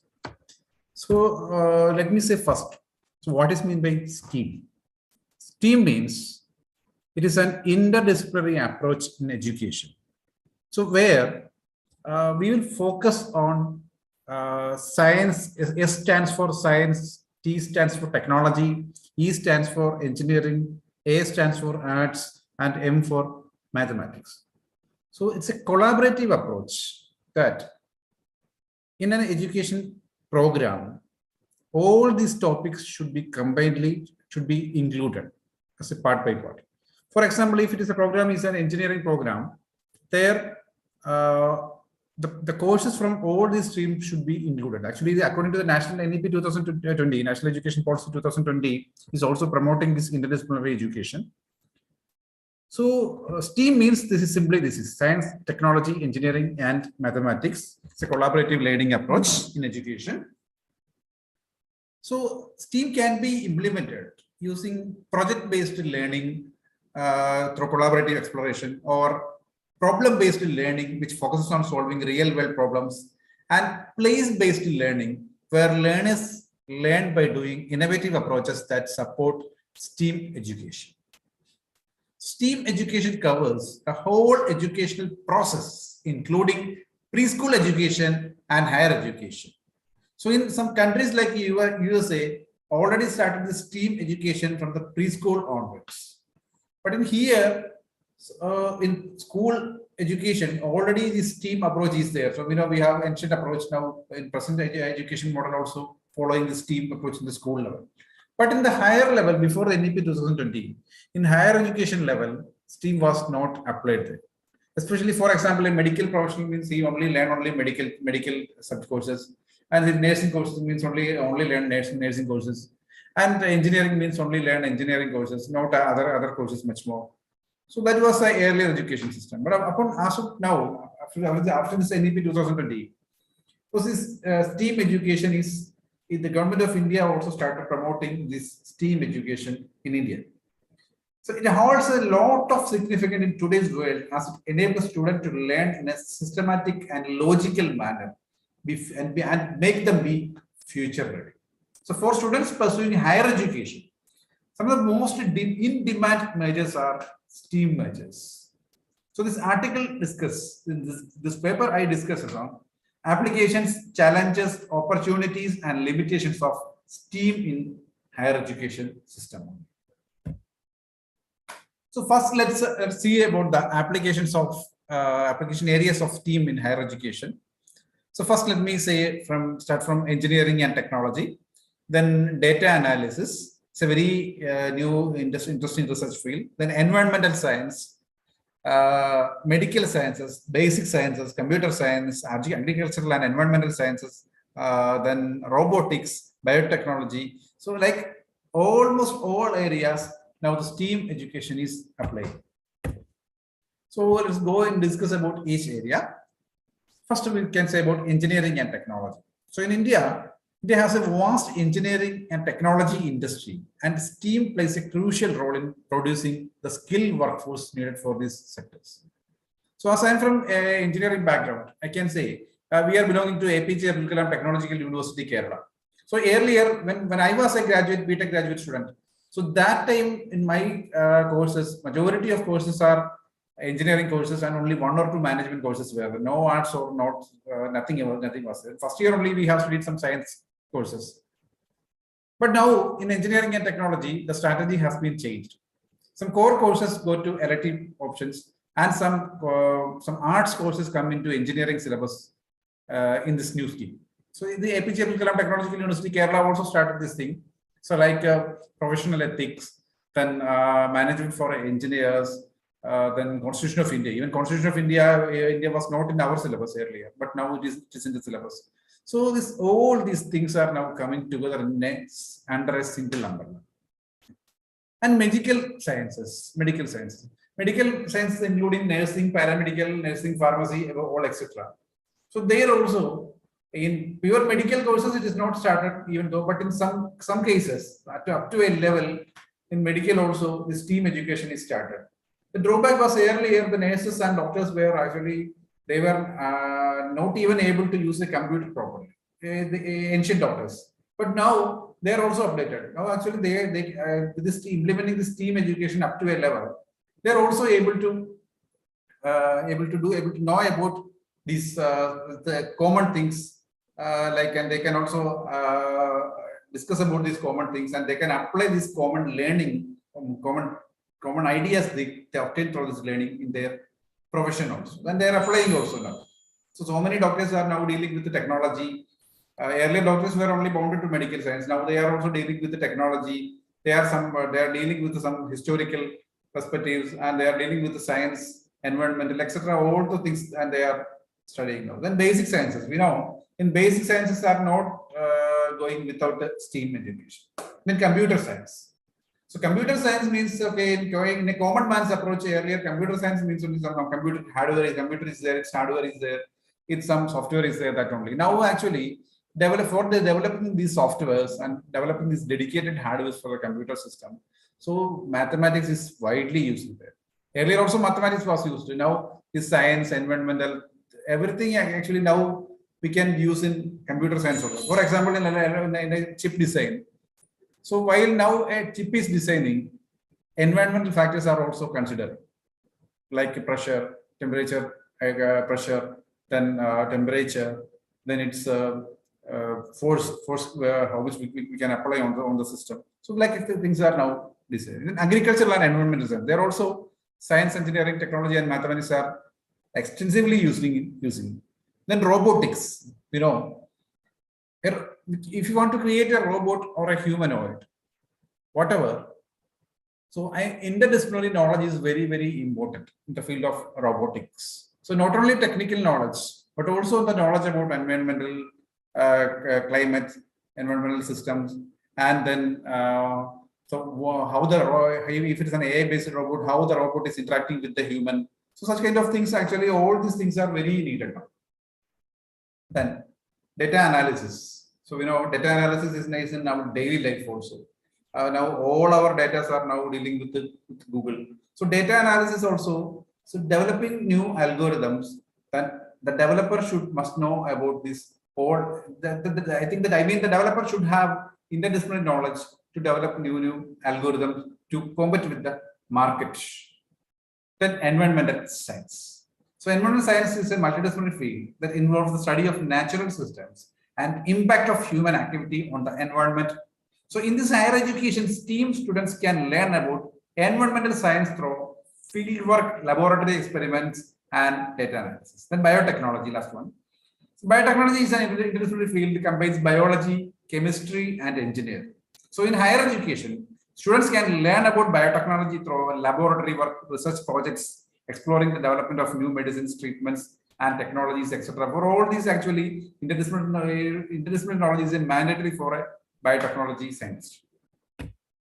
Then, so let's discuss about some strategies for implementing STEAM in higher education. So here there are a lot of strategies are there, but here I am discussing about only 3 strategies: research, laboratory work, and computer simulations.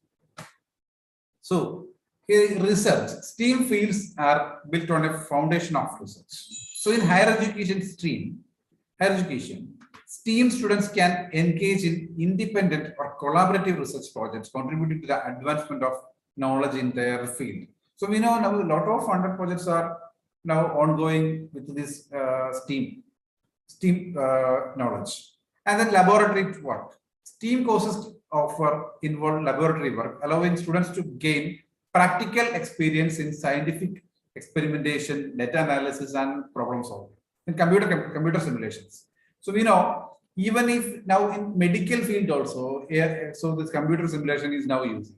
So earlier, the medical doctors, the medical students were purely dependent on cadavers. Cadavers means dead human bodies. Because human body which is not having live. So such kind of cadavers were earlier used for their anatomy lab, and they are cutting these cadavers and they are studying about various human body parts. Now, when this computer simulation comes, so all these human organs are now we can use now with the simulations.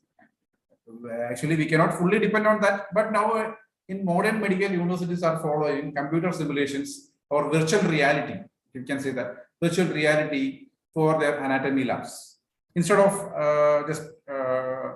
instead of fully depending on cadavers. Then, so the challenges are there. So even if STEM is a good approach in higher education, so if we are going to implement this STEM, we need to face some challenges. So let's discuss about some challenges. So gender and diversity gap, first challenge. The women and minority groups are often unrepresented in STEAM fields, and this gap is also evident in higher education. So this can be attributed to several factors, including lack of role models, cultural biases, and systematic barriers. So cost and access is the next criteria. Next challenge. The cost of higher education, particularly in STEAM fields, can be a significant barrier for many students. So additionally, access to technologies and other resources required for STEAM education can be limited for some students, especially in a country like India, like a low-income country, like a middle-income country like India.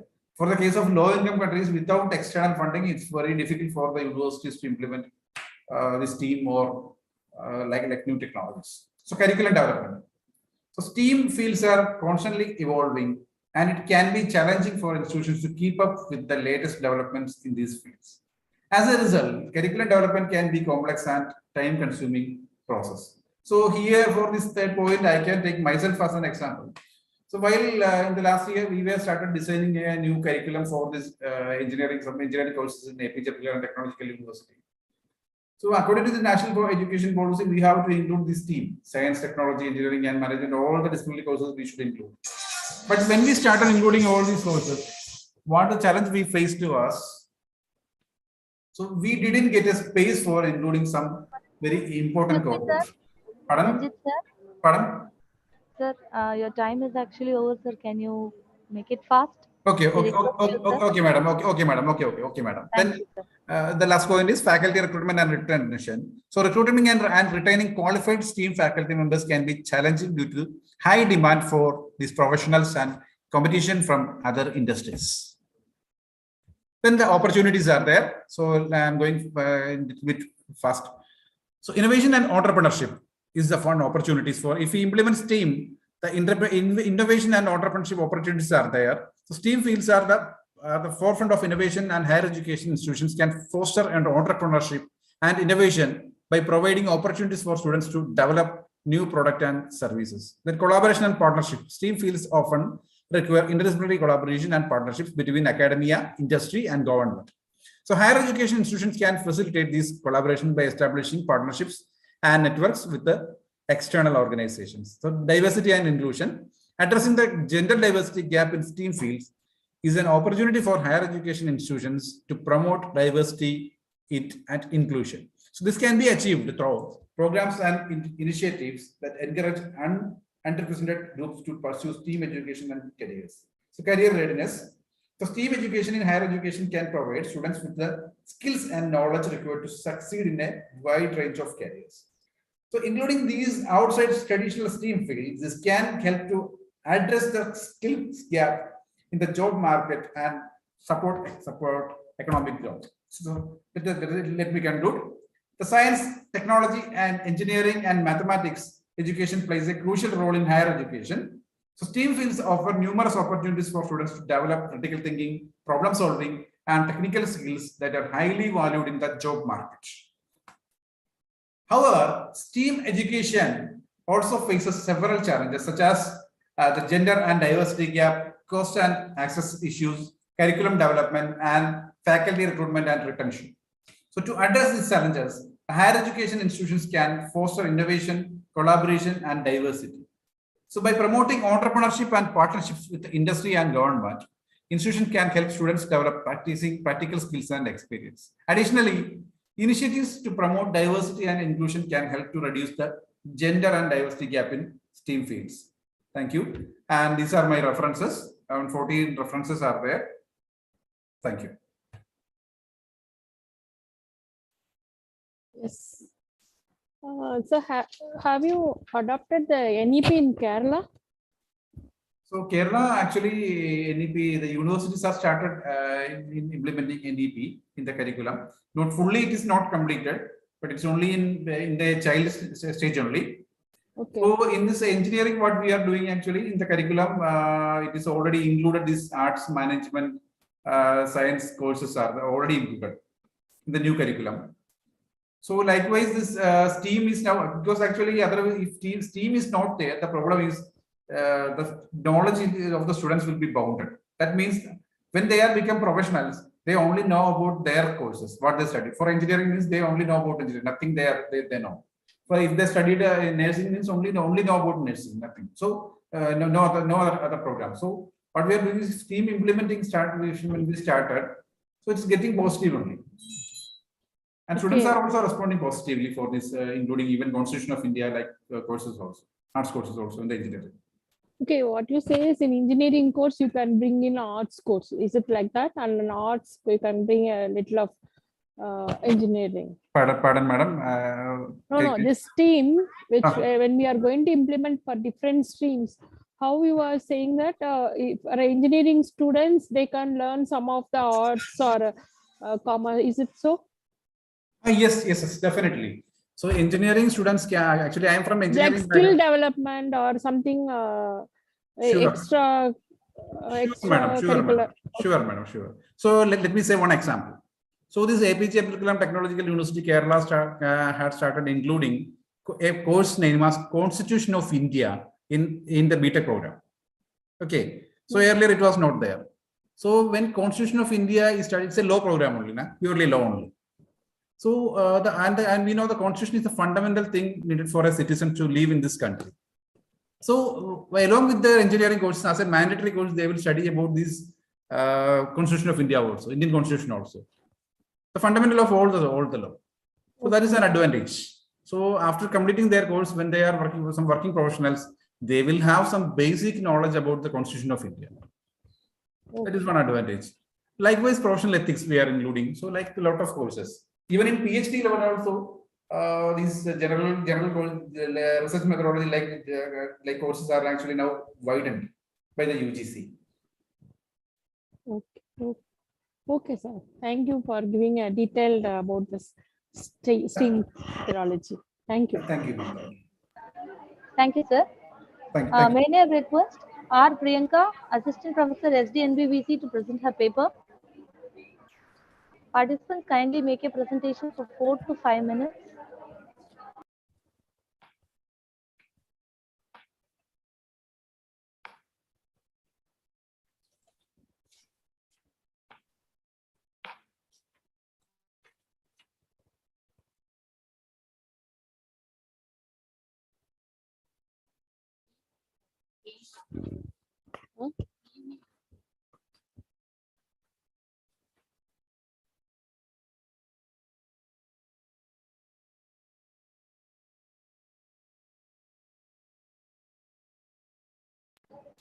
Priyanka, ma'am.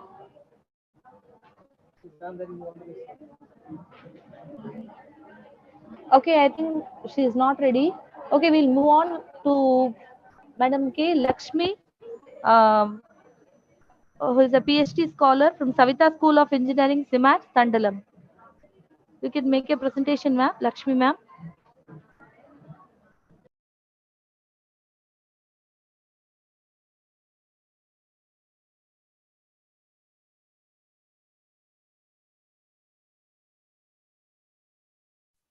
Kavita, you check whether they are in the Zoom meeting.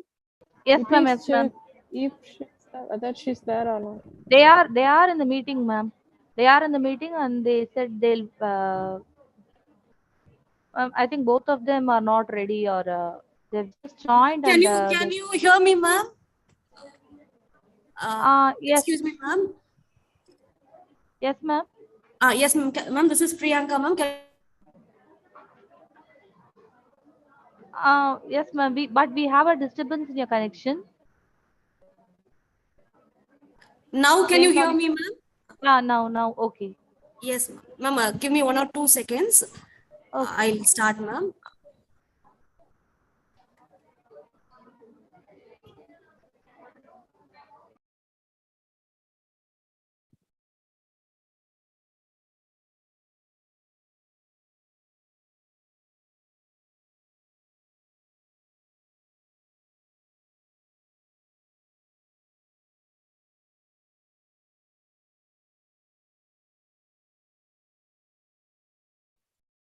What happened? Please start fast. Ma'am, okay, ma'am. Sorry, ma'am. I'll start on my PPT. I think I'm not able to share it. Ma'am, actually, I wanted to present it offline, and I thought the presentation will be tomorrow, but then it was preponed today. Ma'am, I'm not able to show whatever thing I wanted to show now. My research, innovative in research is on eclectic method, ma'am. Eclectic method is, we use it in English language teaching. Basically, I'm from English department. It is used in language teaching, as well as it can be applied generally to other teaching as well. So eclectic method, it was developed post 2000. It was developed by an Indian in 2013, a person called Kumar. It is a process of combining two different methods or 2 different strategies for effective learning outcome, for effective classroom, for effective learning outcome. So many I'll give you some examples, ma'am. Number 1, we use we make use of lecture in all our teaching. So lecture cannot be dispensed with, cannot be taken away with.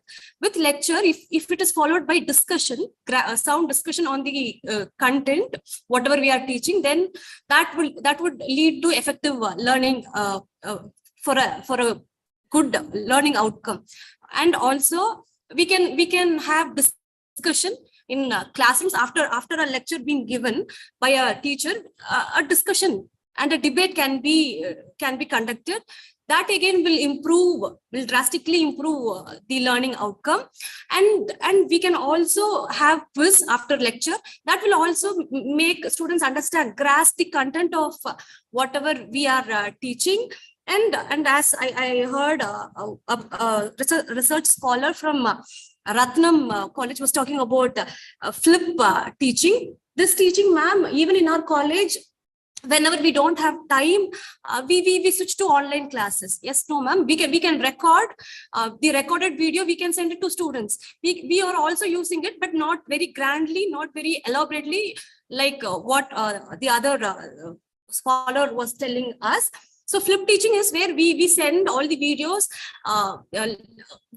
on lecture, whatever we want to teach, we would record it and we'll send it to students. All the material, everything, we'll send it to students. They would read it whenever they have time at home, and then at class they come and discuss about the content. And in class they'll ask whatever, if they have any doubts, they would ask. So this is another method. And peer instruction is students learn among themselves.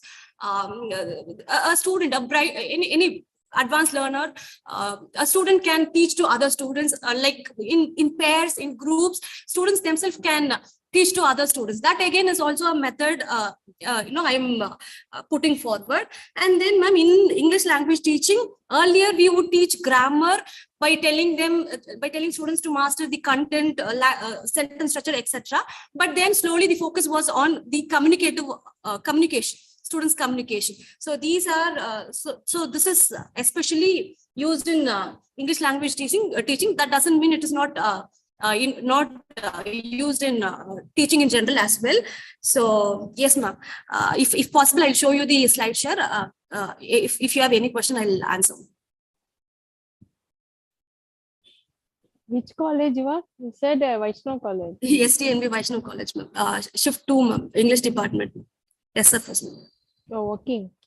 Yes, ma'am. Yes. Okay. The methods which you have said is already everything is existing.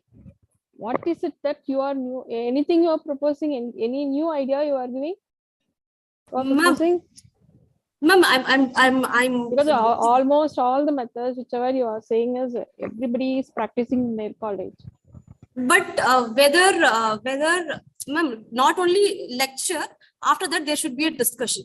After lecture there should be a quiz. After lecture there should be debate. And with games, there first after giving demonstration, after sharing information, we can conduct games on that. So two methods, we will be using it in a single classroom.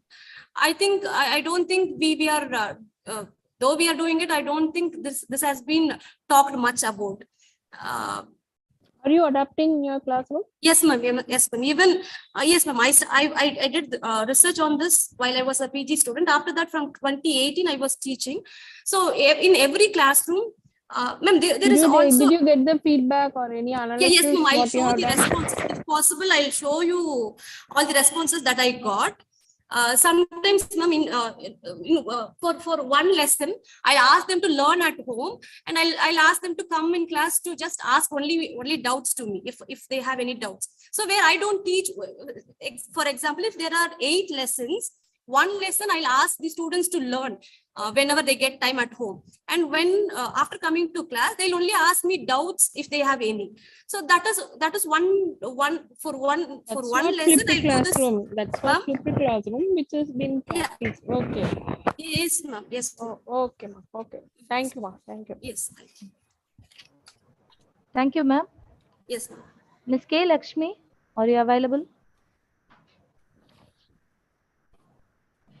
PhD scholar, Savita School of Engineering, SIMATS. Ms. K. Lakshmi, are you there?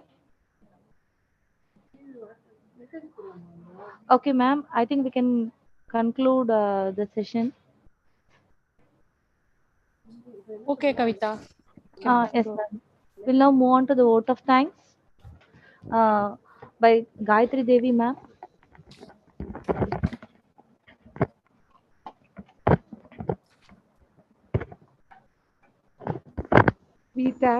We, the IQAC team of our college, thank our moderators, Dr. C.P. Sumati, Associate Professor and Head, Department of Computer Science, and Dr. R. Radha, Associate Professor, Department of Computer Science, for having given their precious time and their valuable inputs in the NAC-sponsored national conference. We thank all the participants of this conference and the paper presenters who have shared their knowledge in their presentation. Hope this platform served as a great learning platform for all of us. Thank you. I thank the IQAC member of our college for giving me this opportunity, both myself and Dr. C.P. Sumati. Thank you, Gayatri, and the IQAC team, Beena and Nirmala. Thank you. Thank you. Ma'am, excuse me, ma'am. When we will receive certificates and conference proceeding, ma'am? Soon you will receive it by post, sir. Okay, thank you. Okay.